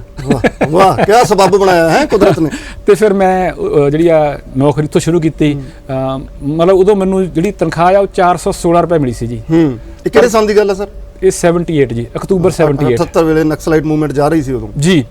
ਤੇ ਉਹ 416 ਜਿਹੜੇ ਉਹ ਕਾਫੀ ਹੋਇਆ ਕਰਦੇ ਸੀ ਜੀ। ਉਹ ਤੇ ਮੈਂ 416 ਲਿਆ ਕੇ ਘਰ ਦੀ ਹਥੇਲੀ ਰੱਖ ਦਿੰਦਾ ਸੀਗਾ ਤੇ ਰੋਜ਼ ਬੱਸ ਦਾ ਕਿਰਾਇਆ ਲੈ ਕੇ ਜਿਹੜਾ 15-20 ਰੁਪਏ ਲਾਉਂਦਾ 10 ਰੁਪਏ ਲੱਗਦਾ ਸੀ ਜੀ, ਉਹ ਜਲੰਧਰ ਨੌਕਰੀ ਕਰਿਆ ਨਹੀਂ। ਤੇ ਐ 2-3 ਸਾਲ ਮੈਂ ਇਵੇਂ ਨੌਕਰੀ ਕੀਤੀ। ਮੈਂ ਇਸੇ ਕਰਕੇ ਦਰਸ਼ਕੋ ਰਜਿੰਦਰ ਮੀਤ ਹੋਰਾਂ ਦੀ ਉਹ ਰਚਨਾ ਵਾਰ-ਵਾਰ ਕੋਟ ਕਰਦਾ ਹਾਂ ਕਿ ਬੜਾ ਕੁਝ ਵਕਤ ਨੇ ਲਿਖਿਆ ਮੇਰੀ ਤਨ ਤੇ ਮੇਰੀ ਰੂਹ ਤੇ, ਤੁਸੀਂ ਮੈਨੂੰ ਹੀ ਪੜ੍ਹ ਲੈਣਾ ਮੇਰੇ ਇਤਿਹਾਸ ਤੋਂ ਪਹਿਲਾਂ। ਬੰਦਿਆਂ ਦੀ ਬਣਤਰ ਦੇਖ ਕੇ ਨਾ ਸਮਝ ਆਇਆ ਕਰੀਏ ਕਿ ਇਹ ਬੰਦੇ ਐਵੇਂ ਬਣ ਗਏ ਹੋਣਗੇ। ਬੰਦਿਆਂ ਦੇ ਇਤਿਹਾਸ ਨੂੰ ਫਰੋਲੀਏ ਤਾਂ ਪਤਾ ਲੱਗਦਾ ਕਿ ਪਿੰਡੇ ਦੇ ਉੱਤੇ ਕਿੰਨੇ ਪੱਛ ਹੁੰਦੇ ਆ, ਰੂਹਾਂ ਦੇ ਉੱਤੇ ਕਿੰਨੇ ਪੱਛ ਹੁੰਦੇ ਆ। ਉਹਨਾਂ ਪੱਛਾਂ ਨੂੰ ਠੀਕ ਕਰਨ ਤੋਂ ਬਾਅਦ ਫਿਰ ਕਿਤੇ ਜਾ ਕੇ ਇੱਕ ਸਫਲ ਮਨੁੱਖ ਜਿਹੜਾ ਹੈ ਉਹ ਸਾਡੇ ਸਾਹਮਣੇ ਆਉਂਦਾ। ਬਨਵਾਸ ਸਾਹਿਬ, ਪੱਤਰਕਾਰੀ ਜਿਹੜੇ ਸਮਿਆਂ ਦੇ ਵਿੱਚ ਤੁਸੀਂ ਸ਼ੁਰੂ ਕੀਤੀ, ਉਦੋਂ ਜਾਂ ਉਸ ਤੋਂ ਬਾਅਦ ਵੀ ਜਦੋਂ 84, 85, 86, 87, 90, 92 ਤੱਕ ਦਾ ਦੌਰ, ਉਦੋਂ ਗੰਭੀਰ ਸਮਾਂ ਸੀ ਪੱਤਰਕਾਰਤਾ ਲਈ। ਤੁਸੀਂ ਪੱਤਰਕਾਰਤਾ ਦੇ ਕੁਝ ਤਜਰਬੇ ਦਰਸ਼ਕਾਂ ਨਾਲ ਸਾਂਝੇ ਕਰੋ ਕਿ ਇੰਨਾ ਸੌਖਾ ਰਾਹ ਨਹੀਂ ਹੈ ਇਹ। ਅੱਜ ਕੱਲ ਦੀ ਪੱਤਰਕਾਰੀ ਦੀ ਮੈਂ ਗੱਲ ਬਿਲਕੁਲ ਨਹੀਂ ਕਰਦਾ ਜੀ, ਮੈਂ ਉਸ ਸਮਿਆਂ ਦੀ ਪੱਤਰਕਾਰੀ ਦੀ ਗੱਲ ਕਰਦਾ ਜਦੋਂ ਐਥਿਕਸ ਆਫ ਜਰਨਲਿਜ਼ਮ ਲਈ ਜਾਨ ਤੇ ਬਣੀ ਹੁੰਦੀ ਸੀ, ਜਾਂ ਜਿਵੇਂ ਹੁਣ ਥੋੜੇ ਦਿਨ ਪਹਿਲਾਂ ਸਾਡੀ ਉਹ ਲੇਡੀ ਪੱਤਰਕਾਰ ਦਾ ਕਤਲ ਕਰ ਦਿੱਤਾ ਗਿਆ, ਉਹ ਵੀ ਆਪਣੇ ਫਰਜ਼ ਨਿਭਾਉਂਦੀ ਹੋਈ ਕਤਲ ਹੋਈ ਹੈ। ਕਿੰਨੀ ਔਖੀ ਸੀ ਉਹਨਾਂ ਸਮਿਆਂ ਦੀ ਪੱਤਰਕਾਰੀ, ਜਾਂ ਪੱਤਰਕਾਰ ਕਿੱਦਾਂ ਦਾ ਹੋਣਾ ਚਾਹੀਦਾ? ਇਹ ਸਵਾਲ ਆਪਣੇ ਉੱਤਰ ਦਿਓ ਤੁਸੀਂ ਪਲੀਜ਼। ਦੇਖੋ, ਪੱਤਰਕਾਰ ਕਿੱਦਾਂ ਦਾ ਹੋਣਾ ਚਾਹੀਦਾ, ਸ਼ਾਇਦ ਮੈਂ ਇਹ ਦੱਸਣ ਤੋਂ ਮਤਲਬ ਅਸਮਰੱਥ ਕਹਿ ਲਾਂ ਆਪਣੇ ਆਪ ਨੂੰ ਜੀ ਹੈ ਨਾ। ਮੈਂ ਕੋਈ ਢਾਂਚਾ ਕਿਸੇ ਨੂੰ ਫਿੱਟ ਨਹੀਂ ਕਰਨਾ ਚਾਹੁੰਦਾ, ਕਿਉਂਕਿ ਹਰ ਬੰਦਾ ਆਪਣੀ ਜ਼ਮੀਰ ਅਨੁਸਾਰ, ਕਰੈਕਟਰ ਅਨੁਸਾਰ ਜ਼ਿੰਦਗੀ 'ਚ ਵਿਚਰਦਾ ਜੀ, ਤੇ ਆਪਣੇ ਪ੍ਰੋਫੈਸ਼ਨ 'ਚ ਉਸ ਤਰ੍ਹਾਂ ਹੀ ਵਿਚਰਦਾ ਜੀ। ਬਿਲਕੁਲ ਮੈਂ ਹੈ ਨਾ। ਕਈਆਂ ਨੇ ਪ੍ਰੋਫੈਸ਼ਨ 'ਚ ਬਹੁਤ ਵੱਡਾ ਨਾਂ ਕਮਾਇਆ, ਤੇ ਕਈਆਂ ਨੂੰ ਕਈ ਤਰ੍ਹਾਂ ਦੇ ਆਪਾਂ ਕਹਿ ਲਈਏ ਕਿ ਨਾ ਪੱਖੀ ਵੀ ਕਾਫੀ ਕੁਝ ਸਾਡੇ ਸਾਹਮਣੇ ਲੱਗੇ ਉਹਨਾਂ ਤੇ। ਹਾਂਜੀ, ਪਰ ਜਦੋਂ ਕਿ ਮੈਂ ਪੱਤਰਕਾਰੀ ਸ਼ੁਰੂ ਕੀਤੀ ਆ, ਉਸ ਵੇਲੇ ਹੁਣ ਦੀ ਪੱਤਰਕਾਰੀ, ਉਸ ਵੇਲੇ ਦੀ ਪੱਤਰਕਾਰੀ 'ਚ ਬਹੁਤ ਵੱਡਾ ਫਰਕ ਸੀਗਾ ਜੀ। ਇੱਕ ਮੈਂ ਨਿੱਕੀ ਜਿਹੀ ਤੁਹਾਨੂੰ ਦੱਸਦਾ ਜੀ ਕਿ ਜਦੋਂ ਮੈਂ ਅਕਾਲੀ ਪੱਤਰਕਾਰ ਨੌਕਰੀ ਸ਼ੁਰੂ ਕੀਤੀ ਆ, ਉਸ ਵੇਲੇ ਨਾ ਤਾਂ ਕੰਪਿਊਟਰ ਟਾਈਪਿੰਗ ਹੁੰਦੀ ਸੀ ਜੀ, ਬਿਲਕੁਲ ਨਾ ਹੁੰਦੀ ਸੀ ਜਿਹੜੀ ਕੋਈ ਹੋਰ ਕੰਪੋਜ਼ਿੰਗ। ਉਸ ਵੇਲੇ ਜਿਹੜੇ ਹੁੰਦੇ ਸੀ ਅੱਖਰ, ਉਹ ਸਿੱਕੇ ਦੇ ਹੋਇਆ ਕਰਦੇ ਸੀ। ਹਾਂਜੀ, ਉਹ ਲਾਉਣੇ ਪੈਂਦੇ ਸੀਗੇ ਜੀ, ਉਹ ਅੱਖਰ ਮਤਲਬ ਜਿਵੇਂ ਆਪਾਂ ਕੰਪਿਊਟਰ ਪਲੇਟ ਦੇ ਉੱਤੇ ਲਾਉਣੇ ਪੈਂਦੇ ਸੀ। ਹਾਂਜੀ, ਉਹ ਤੇ ਮੈਂ ਨਾ ਇੱਕ ਅੱਖ ਚੁੱਕ ਕੇ ਜੁੜੀ ਜਾਂਦੇ ਸੀਗੇ। ਤੇ ਅਸੀਂ ਵੀ ਜਿਹੜੀਆਂ ਖਬਰਾਂ ਸ਼ੁਰੂ ਕਰਦੇ ਸੀ ਨਾ ਜੀ ਲਿਖਣੀਆਂ, ਉਦੋਂ ਰਿਐਲਿਟੀ ਇਹ ਆ ਕਿ ਪੇਪਰ ਵੀ ਨਹੀਂ ਸੀ ਲਿਖਣ ਹੋਇਆ ਕਰਦੇ। ਸਾਨੂੰ ਜਿਹੜੀਆਂ ਖਬਰਾਂ ਨਾ ਜੀ, ਉਹ ਨੀਲੇ ਲਿਫਾਫਿਆਂ ਤੇ ਪੀਲੇ ਕਾਰਡਾਂ ਤੇ ਹੁੰਦੀਆਂ ਸੀਆਂ, ਅਸੀਂ ਉੱਥੇ ਐਡਿਟ ਕਰ ਦਿੰਦੇ ਸੀਗੇ ਜੀ। ਉਹ ਤੇ ਐਡਿਟ ਕਰ ਦੇਣਾ ਜੀ, ਕਾਰਡ ਦੀ ਐਡਿਟ ਕਰ ਦੇਣੀ, ਉਹ ਤੇ ਐਡਿਟ ਕਰ ਦਿੰਦੇ ਸੀ ਜੀ। ਕਿਉਂਕਿ ਐਂ ਤਾਂ ਹੁੰਦਾ ਨਾ ਸੀ ਕਿ ਜਿਹੜੀ ਖਬਰ ਆ ਉਹ ਹੁਣੇ ਆਈ ਆ, ਹੁਣੇ ਉਹ ਡਾਕ ਰਾਹੀਂ ਕਦ ਖਬਰ ਪਾਈ, ਕਦ ਮਿਲਣੀ ਹੈ ਨਾ। ਤੇ ਦੂਜੀ ਗੱਲ ਇਹ ਕਿ ਉਦੋਂ ਨਾ ਤਾਂ ਐਡੀਸ਼ਨ ਹੋਇਆ ਕਰਦੇ ਸੀ ਅਖਬਾਰਾਂ ਵਿੱਚ। ਮੈਨੂੰ ਯਾਦ ਆ ਕਿ ਜਦੋਂ ਸ਼ਾਮ ਨੂੰ ਅਸੀਂ ਪੇਜ ਬਣਾਉਣਾ, ਤਾਂ ਉਹਨਾਂ ਨੇ ਸਾਰਾ ਜਿਹੜੇ ਅੱਖਰ ਜੋੜੇ ਹੁੰਦੇ ਸੀ ਨਾ ਜੀ, ਉਹ ਘੁੱਟ ਕੇ ਸੇਬੇ ਨਾਲ ਪੇਜ ਬੰਨ ਲੈਣਾ। ਇੱਥੇ ਰੋਕਦਾ ਸਰ, ਆਪਾਂ ਇਹ ਨਾ ਜਿਹੜੀ ਸੇਬੇ ਦੀ ਗੱਠ ਹੈ ਖੁੱਲ੍ਹਣ ਨਹੀਂ ਦੇਣੀ ਹੈਗੀ। ਮੈਨੂੰ ਇੱਧਰੋਂ ਬ੍ਰੇਕ ਦਾ ਵਕਤ ਆਇਆ, ਇੱਥੋਂ ਹੀ ਗੱਲ ਸ਼ੁਰੂ ਕਰਾਂਗੇ। ਤੇ ਦਰਸ਼ਕੋ, ਇਹ ਖੂਬਸੂਰਤ ਗੱਲਾਂ ਰੋਕਣ ਦਾ ਜੀ ਨਹੀਂ ਕਰਦਾ, ਪਰ ਰੋਕਣਾ ਪੈਣਾ ਹੈ। ਵਕਤ ਇੱਕ ਬ੍ਰੇਕ ਦਾ ਹੋਇਆ, ਬ੍ਰੇਕ ਦੇ ਅਗਲੇਰੇ ਪਰ ਇਸ ਸੰਘਰਸ਼ ਔਰ ਉਹਨਾਂ ਸਮਿਆਂ ਦੀ ਪੱਤਰਕਾਰੀ, ਇਸ ਦੇ ਉੱਤੇ ਚਰਚਾ ਜਾਰੀ ਰੱਖਾਂਗੇ। ਉਸ ਤੋਂ ਬਾਅਦ ਸਾਹਿਤਕਾਰੀ ਤੇ ਵੀ ਆਵਾਂਗੇ। ਮਿਲਦੇ ਹਾਂ ਬ੍ਰੇਕ ਦੇ ਅਗਲੇਰੇ ਪਾਰ। ਬ੍ਰੇਕ ਦੇ ਇਸ ਪਾਰ ਤੁਹਾਡਾ ਸਵਾਗਤ ਹੈ। ਅੱਜ ਸਾਹਿਤ ਦੀ ਤੰਦ ਅਸੀਂ ਸਰਦਾਰ ਕਮਲਜੀਤ ਸਿੰਘ ਬਨਵੈਤ, ਸਾਡੇ ਸ਼੍ਰੋਮਣੀ ਪੱਤਰਕਾਰ ਹੋਰਾਂ ਦੇ ਨਾਲ ਪਾਈ ਹੋਈ ਹੈ। ਮੁੜ ਤੋਂ ਉਹੀ ਸੰਘਰਸ਼ਮਈ ਸਫ਼ਰ ਜਿਹੜਾ ਅਕਾਲੀ ਪੱਤਰਕਾਰ ਦੇ ਵਿੱਚ ਪਲੇਟ ਨੂੰ ਸੇਬੇ ਦੇ ਨਾਲ ਬੰਨ੍ਹ ਦੇਣਾ। ਸਰ, ਉਹੀ ਗੱਲ ਦੁਬਾਰਾ ਜੋੜੀਏ। ਤੇ ਉਹ ਸੇਬੇ ਨਾਲ ਗੱਠ ਦੇ ਕੇ ਪੇਜ ਬੰਨ੍ਹਦੇ ਹੁੰਦੇ ਸੀ ਜੀ। ਉਦੋਂ ਹੁਣ ਵਾਂਗੂ ਨੈਗੇਟਿਵ ਪੋਜ਼ਿਟਿਵ ਵੀ ਨਹੀਂ ਸੀ ਬਣਦੇ ਹੁੰਦੇ। ਉਦੋਂ ਬਲੌਕ ਬਣਾਇਆ ਕਰਦੇ ਸੀ ਜੀ। ਕੋਈ ਖਬਰ ਹੁੰਦੀ ਸੀ ਫੋਟੋ ਨਾਲ, ਉਦੋਂ ਇੱਕ ਦੀਆਂ 3 ਫੋਟੋ ਲੱਗਦੀਆਂ ਸੀ ਜੀ, ਉਹਦੇ ਬਲੌਕ ਬਣਾਉਣੇ, ਉਹ ਵਿਚਕਾਰ ਬਲੌਕ ਬੰਨ੍ਹ ਦੇਣਾ। ਤੇ ਫਿਰ ਉਹ ਜਿਹੜੀ ਪ੍ਰੈਸ ਹੁੰਦੀ ਸੀ ਨਾ ਜੀ, ਉਹ ਬਾਅਦ ਵਿੱਚ ਤਾਂ ਚੱਲਣ ਲੱਗੀ ਬਿਜਲੀ ਨਾਲ, ਪਰ ਉਦੋਂ ਪਹਿਲਾਂ ਪੈਰ ਨਾਲ ਹੀ ਐਂ ਕਰਕੇ ਠਾਹ ਵੱਜਦਾ ਹੁੰਦਾ ਸੀ, ਜਿਵੇਂ ਮਸ਼ੀਨ ਚੱਲਦੀ ਹੁੰਦੀ ਹੈ ਜਿਵੇਂ, ਉਸ ਤਰ੍ਹਾਂ ਇਹ ਛਪਦਾ ਹੁੰਦਾ ਸੀਗਾ। ਉਸ ਵੇਲੇ ਕੋਈ ਐਡੀਸ਼ਨ ਨਹੀਂ ਸੀ ਹੁੰਦੇ, ਅਖਬਾਰ ਲਗਭਗ 9 ਪੌਣੇ 9 ਵਜੇ ਆਖਰੀ ਜਿਹੜੀ ਆ ਉਹ ਆਪਾਂ ਛਾਪ ਦਿੰਦੇ ਸੀਗੇ ਜੀ। ਫਿਰ ਉਸ ਤੋਂ ਬਾਅਦ ਨਾ ਜੀ ਮੈਂ ਜਿਵੇਂ ਦੱਸਿਆ ਕਿ ਹਾਲਾਤ ਕੁਝ ਸੰਘਰਸ਼ਮਈ ਸੀਗੇ।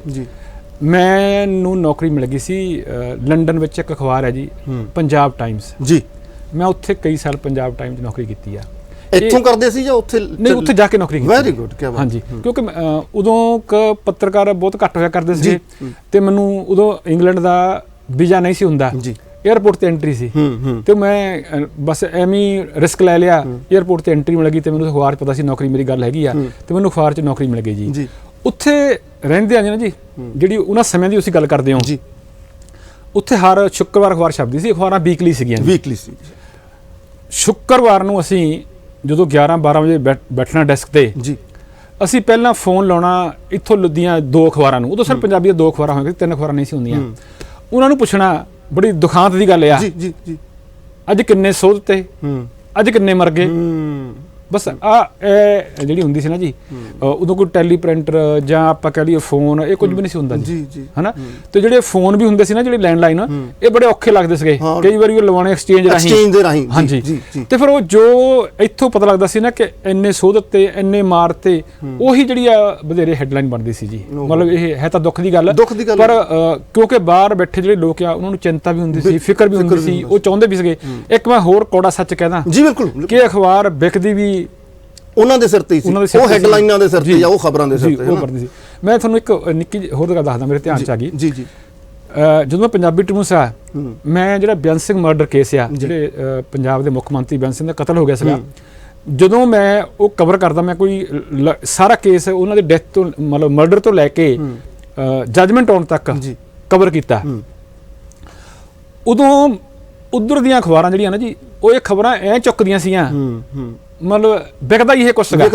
ਤੁਸੀਂ ਮੰਨਿਓ ਕਿ ਮੈਨੂੰ ਬੜੀਆਂ ਥਾਂ ਤੋਂ ਆਫਰ ਹੁੰਦੀ ਸੀਗੀ ਕਿ ਸਾਨੂੰ ਇੱਕ ਸਟੋਰੀ ਟ੍ਰਿਬਿਊਨ ਤੋਂ ਹਟਵੀਂ ਦੇ ਦੇ, ਜੋ ਡਾਲਰ ਲੈਣੇ ਲੈ ਲਾ। ਅੱਛਾ, ਮਤਲਬ ਉਹ ਦਿਨ ਜਿਹੜੇ ਆ ਉਹ ਇਸ ਤਰ੍ਹਾਂ ਦੇ ਸੀਗੇ ਕਿ ਇਹੀ ਕੁਝ ਵਿਕਦਾ ਸੀਗਾ, ਇਹੀ ਕੁਝ ਵਾਪਰਦਾ ਸੀਗਾ। ਇਹ ਦੁਖਾਂਤ ਸੀ, ਦੁਖਾਂਤ ਸੀ ਜੀ, ਮੈਂ ਇਹ ਕਹਿੰਦਾ ਨਾ ਜੀ, ਇਹ ਬਹੁਤ ਵੱਡਾ ਦੁਖਾਂਤ ਸੀ ਜੀ। ਪਰ ਜਿਹੜੀ ਤੁਸੀਂ ਕਹਿੰਦੇ ਉਹਨਾਂ ਦਿਨਾਂ 'ਚ ਪੱਤਰਕਾਰੀ ਦੀ ਗੱਲ ਆ, ਮੈਨੂੰ ਲੱਗਦਾ ਕਿ ਕੋਈ ਜੇ ਆਪਾਂ ਕਹਿੰਦੇ ਨਾ ਕਿ ਬਹੁਤ ਵੱਡਾ ਪ੍ਰੈਸ਼ਰ ਸੀ, ਦਬਾਅ ਸੀ, ਮੈਨੂੰ ਲੱਗਦਾ ਨਹੀਂ ਸੀਗਾ। ਜੇ ਤੁਸੀਂ ਆਪਣੀ ਇਮਾਨਦਾਰੀ ਨਾਲ, ਦਿਆਨਦਾਰੀ ਨਾਲ, ਨਿਰਪੱਖਤਾ ਨਾਲ ਖਬਰ ਕਰਦੇ ਹੋ, ਤਾਂ ਜਦੋਂ ਕੋਈ ਤੁਹਾਡੇ ਦੇ ਜਿਹਨੂੰ ਖਾੜਕੂ ਕਹਿੰਦੇ ਆ, ਉਹ ਆ ਕੇ ਆਪਣੀ ਮਰਜ਼ੀ ਨਾਲ ਖਬਰ ਲਿਖਾਉਂਦੇ ਸੀ, ਤੁਹਾਡੇ ਤੇ ਬੜਾ ਕੁਝ ਕਿਹਾ ਜਾਂਦਾ ਕਿ ਤੁਹਾਡੇ ਜੋ ਮੋਹਰੇ AK-47 ਤਾਣਦੇ ਸੀਗੇ। ਮੈਨੂੰ ਲੱਗਦਾ ਜਿਹਾ ਇਹ ਸਾਰੀ ਐਵੇਂ ਸ਼ੋਸ਼ੇਬਾਜ਼ੀ ਕੁਝ ਨਹੀਂ ਸੀਗਾ।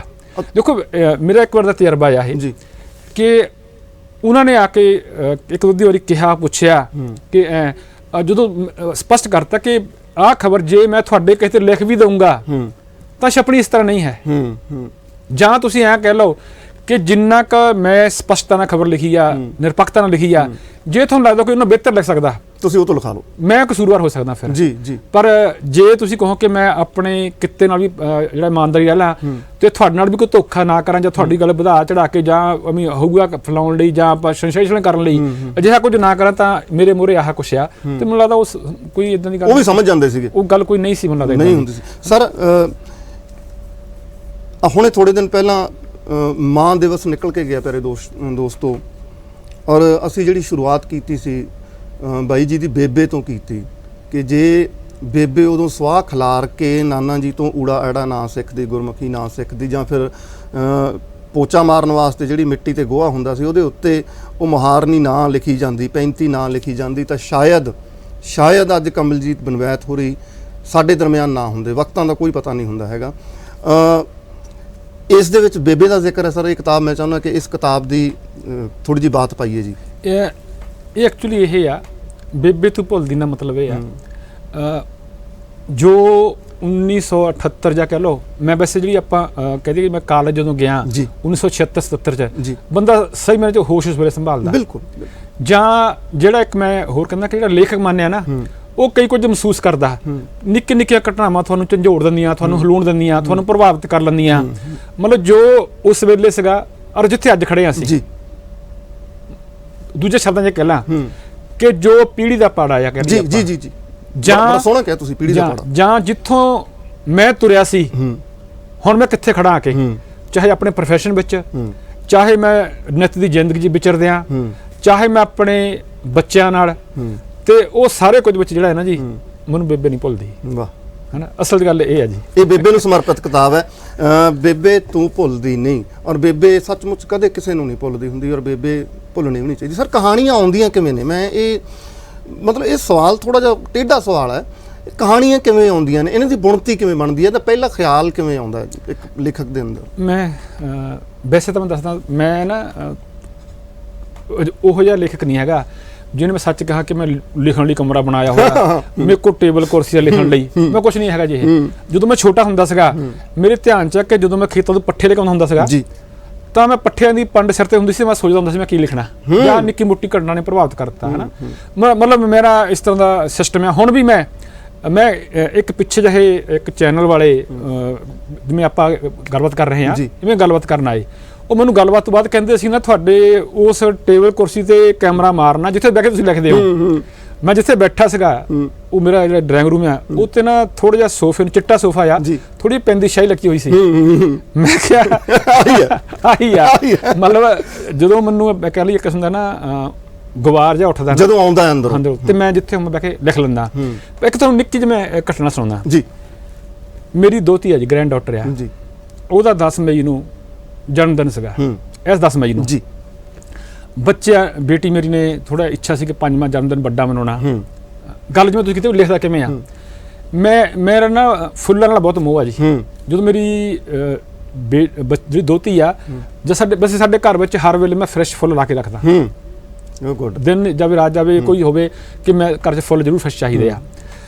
ਉਹ ਮੈਂ ਜਦੋਂ ਮੈਂ ਛੋਟੀ ਬੇਟੀ ਜਿਹੜੀ ਆ ਨਾ, ਜਦੋਂ ਮੈਂ ਉਹਦੇ ਘਰ ਜਾਂਦਾ ਹੁੰਦਾ 10-15 ਦਿਨ ਹੀ, ਮੈਂ ਉਹਦੇ ਫੁੱਲ ਜਾਂਦਾ ਲੈ ਕੇ ਜਾਂਦੇ, ਉਹਦਾ ਵੀ ਫੁੱਲਾਂ ਨਾਲ ਲਗਾ ਹੋ ਗਿਆ। ਇੱਕ ਦਿਨ ਮੈਂ ਉਹ ਬੇਟੀ ਨੂੰ ਜਦੋਂ ਦਾ ਬਰਥਡੇ ਸੀਗਾ ਸਵੇਰੇ ਸਵੇਰੇ ਮੈਂ ਕਿਹਾ ਕਿ ਉਹਨਾਂ ਨੇ ਪਕੜਾਉਣਾ ਸੀ ਪਾਠ। ਮੈਂ ਕਿਹਾ ਆਪਾਂ ਨਾ ਗੁਲਦਸਤੇ ਰੱਖਾਂਗੇ ਦਰਬਾਰ ਸਾਹਿਬ ਮੂਹਰੇ। ਤੇ ਮੈਂ ਉਹ ਗੁਲਦਸਤੇ ਲੈਣ ਗਿਆ ਤੇ ਮੈਂ ਉਹਨੂੰ ਭਾਈ ਨੂੰ ਕਿਹਾ, ਮੈਂ ਕਿਹਾ ਐਂ ਕਰੀ ਇਹ ਗੁਲਦਸਤੇ ਤੋਂ ਬਿਨਾ ਤੂੰ ਐਂ ਕਰੀ 5 ਫੁੱਲਾਂ ਦਾ ਜਿਹੜੇ ਗੁਲਾਬ ਦੇ ਫੁੱਲ ਆ ਇਹ ਨਾ ਇੱਕ ਵੱਖਰਾ ਬੰਚ ਜਿਹਾ ਬਣਾ ਦੇ ਤੇ ਮੈਂ ਆਪਣੀ 2-3 ਦੇਣਾ। ਉਹ ਜਿਹੜਾ ਦੁਕਾਨਦਾਰ ਸੀਗਾ ਉਹਨੇ ਮੇਰੇ ਕੋਲ ਗੁਲਦਸਤੇ ਦੇ ਪੈਸੇ ਲੈ ਲਏ, ਉਹ ਜਿਹੜਾ 5 ਫੁੱਲਾਂ ਦੇ ਪੈਸੇ ਨਹੀਂ ਲਏ। ਕੀ ਬਾਤ ਹੈ। ਉਹ ਮੈਂ ਉਹਨੂੰ ਕਿਹਾ ਕਾਰਨ, ਕਹਿੰਦਾ ਜੀ ਦੇਵੀ ਨੇ ਪੈਰ ਪਾਇਆ। ਤੇ ਮੈਂ ਉਸੇ ਦਿਨ ਦੀ ਗੱਲ ਦੱਸਦਾ। ਫਿਰ ਸ਼ਾਮ ਨੂੰ ਰੈਸਟੋਰੈਂਟ ਪਾਰਟੀ ਸੀ ਜੀ, ਉਹ ਜਿਹੜੀ ਚਲੋ ਰੈਸਟੋਰੈਂਟ ਪਾਰਟੀ ਹੋਈ। ਉਹ ਬੇਟੀ ਨੇ ਉੱਥੇ ਨਾ ਇੱਕ ਆਪਾਂ ਕਹਿੰਦੇ ਘੁਮਿਆਰ ਨਹੀਂ ਹੁੰਦਾ ਜਿਹੜਾ ਭਾਂਡੇ ਪਾਉਂਦਾ, ਉਹ ਬਣਾਇਆ ਹੋਇਆ ਸੀਗਾ ਕਿ ਬੱਚਿਆਂ ਨੂੰ ਕੋਈ ਜਾਦੂ ਦੀਆਂ ਗੇਮਾਂ ਕੁਛ ਗੇਮਾਂ ਘੁਮਾਉਣ ਲਈ। ਬੱਚਿਆਂ ਨੇ ਉੱਥੇ ਦੀਵੇ ਬਣਾਏ, ਉਹ ਬਣਾਇਆ, ਬੜਾ ਕੁਛ ਸਿਖਾਇਆ। ਜਦੋਂ ਸਾਰਾ ਫੰਕਸ਼ਨ ਖਤਮ ਹੋ ਗਿਆ ਤਾਂ ਬੇਟੀ ਨੂੰ ਪੇਮੈਂਟ ਕੀਤੀ ਘੁਮਿਆਰ ਦੀ। ਉਹ 501 ਰੁਪਇਆ ਲਿਆਇਆ, ਉਹਨੇ ਮੇਰੀ ਦੋਤੀ ਦੇ ਹਥੇਲੀ 'ਚ ਰੱਖ ਦਿੱਤਾ। ਕੀ ਬਾਤ ਹੈ। ਕੈਸੇ ਮਤਲਬ ਬੜਾ ਜਜ਼ਬਾਤੀ ਵੱਲ। ਇਹ 10 ਤਰੀਕ ਦੀ ਗੱਲ ਆ ਤੇ ਮੇਰੇ ਤੋਂ 11 ਨੂੰ ਉਹ ਕਹਾਣੀ ਲਿਖੇ ਬਿਨਾ ਰਿਹਾ ਨਹੀਂ ਗਿਆ। ਤੇ ਉਹਦਾ ਰੱਖਿਆ ਸੀ ਜਿਹੜਾ ਹੈਡਿੰਗ ਆ ਉਹ ਸੀਗਾ ਕਿਹੜਾ ਅਡਾਨੀ ਕੌਣ ਅੰਬਾਨੀ।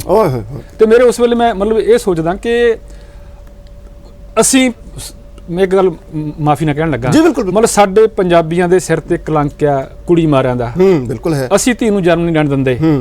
ਮਤਲਬ ਉਹ ਲੋਕ ਜਿਨ੍ਹਾਂ ਨੂੰ ਅਸੀਂ ਗੁਲਦਸਤੇ ਨੂੰ ਐਵੇਂ ਹੀ ਸਮਝਦੇ ਆ, ਅਸੀਂ ਕੋਲ ਦੀ ਐਵੇਂ ਲੰਘ ਜਾਂਦੇ ਆ। ਬਿਲਕੁਲ ਘੁਮਿਆਰ ਨੂੰ ਤਾਂ ਕੋਈ ਪਛਾਣਦੇ ਕੋਈ ਨਹੀਂ ਹੈਗਾ। ਨਹੀਂ ਪਛਾਣਦੇ। ਮਤਲਬ ਉਹ ਬੰਦਾ ਜਿਹੜਾ ਆ ਉਹ ਜਿਹੜੇ ਜਦੋਂ ਪੈਸੇ ਦਿੱਤੇ ਗਏ ਉਹਨੇ ਮੇਰੀ ਦੋਤੀ ਦੇ ਮੱਥੇ ਨੂੰ ਪੈਸੇ ਲਾ ਕੇ ਜੇਬ 'ਚ ਪਾਏ ਯਾਰ 501 ਰੁਪਏ ਉਹਦੇ ਥੈਲੀ 'ਚ ਰੱਖਤਾ। ਸੋ ਉਹ ਇਦਾਂ ਦੀਆਂ ਘਟਨਾਵਾਂ ਜਿਹੜੇ ਤੁਹਾਨੂੰ ਨਾ ਜੀ ਉਹ ਲਿਖਣ ਦੀ ਮਜਬੂਰ ਕਰਦੀਆਂ। ਬਹੁਤ ਖੂਬਸੂਰਤ ਤੇ ਜਜ਼ਬਾਤੀ ਘਟਨਾ ਸੀ ਪਿਆਰੇ ਦਰਸ਼ਕੋ।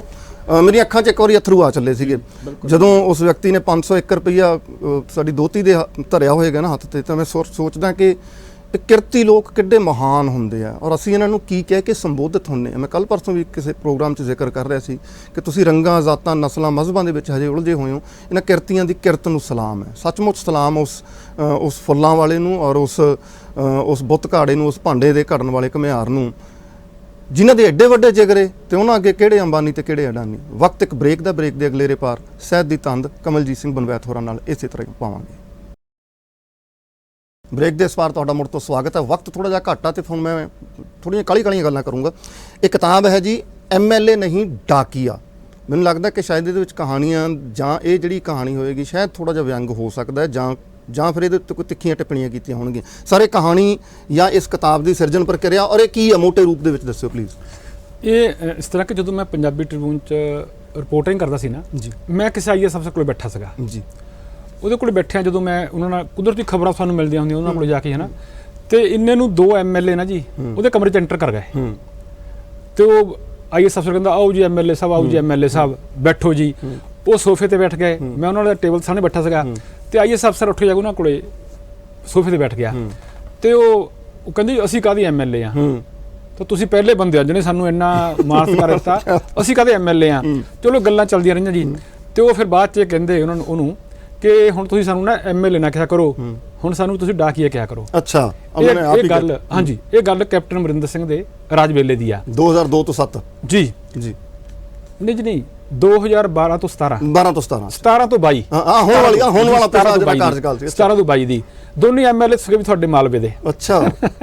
ਤੇ ਉਹ ਫਿਰ ਉਹ ਗੱਲਾਂ ਕਰਦਿਆਂ ਕਹਿਣ ਲੱਗੇ ਕਿ ਸਾਡੀ ਜੀ ਕੋਈ ਪੁੱਛ ਪੜਤਾਲ ਤਾਂ ਹੈ ਨਹੀਂ ਕੋਈ ਵੀ, ਅਸੀਂ ਹਲਕੇ ਜੋ ਜਿਹੜੀ ਚਿੱਠੀਆਂ ਲੋਕਾਂ ਦੀਆਂ ਬਦਲੀ ਦੀਆਂ ਕੰਮ ਉਹ ਫੜ ਲਈ ਦੀਆਂ, ਇੱਥੇ ਮੁੱਖ ਮੰਤਰੀ ਸਾਹਿਬ ਤਾਂ ਮਿਲਦੇ ਨਹੀਂਗੇ, ਮੰਤਰੀ ਨੂੰ ਫੜਾ ਦੀਆਂ, ਮੰਤਰੀ ਕੁਛ ਕਰਦੇ ਨਹੀਂਗੇ, ਬਸ ਅਸੀਂ ਤਾਂ ਜੀ ਡਾਕੀ ਬਣ ਕੇ ਰਹਿ ਗਏ।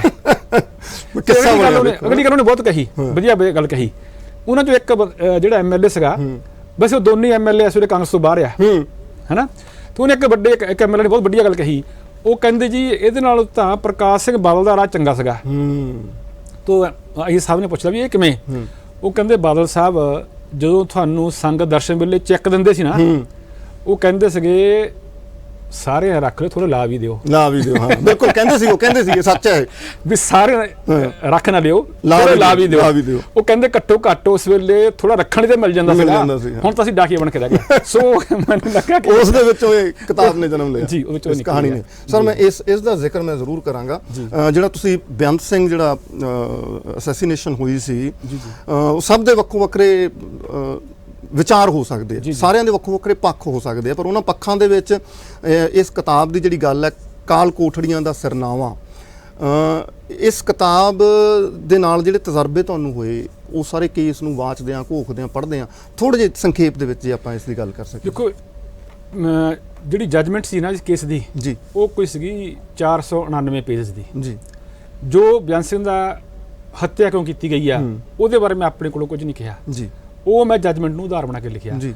ਪਰ ਅਦਰਵਾਈਜ਼ ਕਿਉਂਕਿ ਮੈਂ ਜਿਹੜੇ ਹੁਣ ਤਾਂ ਦੋਸ਼ੀ ਆ, ਜੀ, ਜਿਹੜੇ ਬਿਆਨ ਸਿੰਘ ਹੱਤਿਆ ਕੇਸ ਦੇ ਮੁਲਜ਼ਮ ਸੀਗੇ, ਮੈਂ ਉਹਨਾਂ ਨੂੰ ਮਿਲਦਾ ਰਿਹਾ, ਮੈਂ ਉਹਨਾਂ ਨੂੰ ਪੜ੍ਹਦਾ ਰਿਹਾ ਤੇ ਮੈਂ ਜੇਲ੍ਹ 'ਚ ਜਾਂਦਾ ਰਿਹਾ। ਬੜੀ ਵਾਰ ਅਸੀਂ ਜੇਲ੍ਹ 'ਚ ਜਾ ਕੇ ਫੁੱਟਬਾਲ ਵੀ ਖੇਡਦੇ ਸੀ ਉਹਨਾਂ ਨਾਲ, ਕਿਉਂਕਿ ਤੁਹਾਨੂੰ ਇੱਕ ਦੱਸਦਾ ਨਿੱਕਾ ਜਿਹਾ ਕਿ ਜਿਹੜੀ ਬੜੈਲ ਜੇਲ੍ਹ ਹੈ ਨਾ ਜੀ, ਇਹਦੇ ਇੱਕ ਪਹਿਲਾਂ ਹੁੰਦੇ ਸੀਗੇ ਸੁਪਰਡੈਂਟ ਜੀ, ਉਦੋਂ ਇਸ ਜੇਲ੍ਹ ਨੂੰ ਸ਼ਰਮਾ ਰੈਸਟ ਹਾਊਸ ਕਹਿੰਦੇ ਸੀਗੇ। ਅੱਛਾ ਜੀ, ਸ਼ਰਮਾ ਰੈਸਟ ਹਾਊਸ ਮੀਨਸ ਕਿ ਉੱਥੇ ਥੋੜੀ ਸਖਤਾਈ ਘੱਟ ਹੁੰਦੀ ਸੀ। ਸਖਤਾਈ ਤਾਂ ਹੁਣ ਹੋਈ ਹੈ ਜਦੋਂ ਬਾਹਰ ਨਿਕਲਿਆ, ਉਦੋਂ ਬਾਅਦ ਐਡੀ ਸਖਤਾਈ ਨਹੀਂ ਸੀ ਹੁੰਦੀ। ਅਸੀਂ ਗੁਰਦੁਆਰੇ ਵੀ ਜਾਂਦੇ ਸੀਗੇ, ਉਹਨਾਂ ਨਾਲ ਬੈਠ ਵੀ ਜਾਂਦੇ ਸੀਗੇ ਤੇ ਕਈ ਵਾਰੀ ਜਦੋਂ ਅਸੀਂ ਹੀਅਰਿੰਗ ਸੁਣਨ ਜਾਂਦੇ ਸੀ ਨਾ, ਤੁਹਾਨੂੰ ਇੱਕ ਦੱਸਣੀ ਪੈਣੀ ਗੱਲ ਮੈਨੂੰ ਇਹ, ਜ਼ਰੂਰ ਦੱਸੋ ਸਰ, ਕਿ ਬਹੁਤ ਵਾਰੀ ਉੱਥੇ ਤਕਰਾਰ ਹੋ ਜਾਂਦਾ ਸੀਗਾ ਜੱਜ ਵਿੱਚ ਤੇ ਵਕੀਲਾਂ ਵਿੱਚ। ਓਕੇ ਜੀ, ਐਡੀ ਤਿੱਖੀ ਜਰਾ ਹੁੰਦੀ ਸੀ ਜੀ। ਜਾਂ ਇਹ ਕਹਿ ਲਓ ਕਿ ਜਿਹੜੇ ਇਹ ਮੁੰਡੇ ਆ ਨਾ, ਜਿਹਨੂੰ ਆਪਾਂ ਇਹਨਾਂ ਨੂੰ ਮੁੰਡੇ ਕਹਾਂ, ਇਹਨਾਂ ਦਾ ਦਬਦਬਾ ਇੰਨਾ ਹੁੰਦਾ ਸੀਗਾ ਕਿ ਜੱਜ ਵਾਲੇ ਹੀਆ ਨਹੀਂ ਕਰਦੇ ਹੁੰਦੇ ਕਿ ਬਹੁਤਾ ਕੁਝ ਬੋਲ ਕਰ ਜਾਣਾ, ਬਾਕੀ ਮੁਲਜ਼ਮ ਦੇ ਆਂਦਾ ਨਹੀਂ ਹੁੰਦੇ। ਇੱਕ ਜੱਜ ਹੁੰਦੇ ਸੀ, ਬਾਅਦ ਚੋਂ ਹਾਈ ਕੋਰਟ ਜੱਜ ਬਣ ਗਏ। ਜਦੋਂ ਇੱਕ ਜੱਜ ਨੇ ਉਹਨਾਂ ਵਕੀਲ ਨੇ ਉਹਨਾਂ ਦੀ ਬਹੁਤ ਤਿੱਖੀ ਆਲੋਚਨਾ ਕਰਤੀ ਕਿ ਉਹਨਾਂ ਨੂੰ ਹੱਦ ਤੱਕ ਲੱਗੀ, ਉਸ ਤੋਂ ਬਾਅਦ ਸਾਡਾ ਉਹਨਾਂ ਨੇ ਸਮਝੌਤਾ ਕਰ ਲਿਆ ਜੱਜ ਸਾਹਿਬ ਨੇ। ਸਾਨੂੰ ਕਹਿੰਦੇ ਵੀ ਤੁਸੀਂ ਐਂ ਕਰਿਆ ਕਰੋ, ਤੁਸੀਂ ਨਾ ਕੋਰਟ ਰੂਮ ਚ ਨਾ ਆਇਆ ਕਰੋ, ਤੁਸੀਂ ਬਾਹਰ ਬਹਿ ਕੇ ਗੁੜ ਤੇ ਚਨੇ ਖਾਇਆ ਕਰੋ, ਪਾਰਕ ਵਿੱਚ ਬਹਿ ਕੇ ਮੈਂ ਤੁਹਾਨੂੰ ਸਾਰੀ ਜਾਣਕਾਰੀ ਦੇ ਜਾ ਕਰੂੰਗਾ। ਬਾਹਲੀ ਗੱਲ ਆ, ਤੁਸੀਂ ਮੁੰਡਿਆਂ ਨਾਲ ਗੱਲ ਕਰ ਲਿਆ ਕਰੋ ਜਿਵੇਂ ਝੂਠ ਕੁਝ ਘੱਟਵਾਦੀ ਹੋਈ। ਸੋ ਇਹ ਜਿਹੜਾ ਸਮਾਂ ਸੀ ਨਾ, ਇਸ ਸਮੇਂ ਮੈਂ ਜੇਲ੍ਹ ਨੂੰ ਪੜ੍ਹਨ ਦੀ ਕੋਸ਼ਿਸ਼ ਕੀਤੀ ਕਿ ਜੇਲ੍ਹ ਵਿੱਚ ਨੰਬਰਦਾਰੀਆਂ ਕਿਵੇਂ ਹੁੰਦੀਆਂ, ਜੇਲ੍ਹ 'ਚ ਜਿਹੜੇ ਪਾਲੇ ਹੋਏ ਪੁਲਿਸ ਦੇ ਆਪਣੇ ਗੁਰਗੇ ਨੇ ਜਿਹੜੇ ਉਹਨਾਂ ਅੰਦਰ ਬਦਮਾਸ਼ ਨੇ ਜੀ, ਉਹ ਕੀ ਹੁੰਦੇ ਆ, ਜਾਂ ਅਸੀਂ ਕਈ ਜਿਹੜੇ ਉੱਥੇ ਅੰਦਰ ਨਾ ਕੈਦੀ ਬੰਦ ਸੇ ਜਿਨ੍ਹਾਂ ਦੀਆਂ ਕੁਝ ਖਾਸ ਤਰ੍ਹਾਂ ਦੀਆਂ ਬਿਰਤੀਆਂ ਸੀਗੀਆਂ, ਉਹਨਾਂ ਨਾਲ ਮੈਂ ਗੱਲਬਾਤ ਕਰਦਾ ਰਿਹਾ। ਸੋ ਮੇਰੀ ਇੱਛਾ ਸੀ ਇੱਕ ਤਾਂ ਇਹ ਕਿ ਜਿਹੜੇ ਮੁੰਡੇ ਜਿਹਨੇ ਬਿਆਨ ਸਿੰਘ ਨੇ ਹੱਤਿਆ ਕੀਤੀ ਆ, ਮੈਂ ਇਹਨਾਂ ਨੂੰ ਪੜ੍ਹਾਂ ਜੀ ਜੀ ਕਿ ਇਹ ਸੱਚਮੁੱਚ ਇਹਨਾਂ ਨੇ ਜਿਹੜਾ ਹੱਤਿਆ ਕੀਤੀ ਆ ਉਹ ਇਸੇ ਕਰਕੇ ਕੀਤੀ ਆ ਜੋ ਕਹਿੰਦੇ ਆ, ਜਾਂ ਇਹਨਾਂ ਦਾ ਸੁਭਾਅ ਹੋ ਰਿਹਾ ਹੈ ਨਾ। ਬੜੇ ਮੈਂ ਇਹ ਕਹਿੰਦਾ ਕਿ ਬੜੇ ਇਮੋਸ਼ਨਲ ਜਿਹੇ ਮੁੰਡੇ ਆ, ਬੜੇ ਐ ਕੋਈ ਡਰ ਵਾਲੀ ਇਦਾਂ ਦੀ ਗੱਲ ਹੈ ਨਹੀਂ ਹੈਗੀ।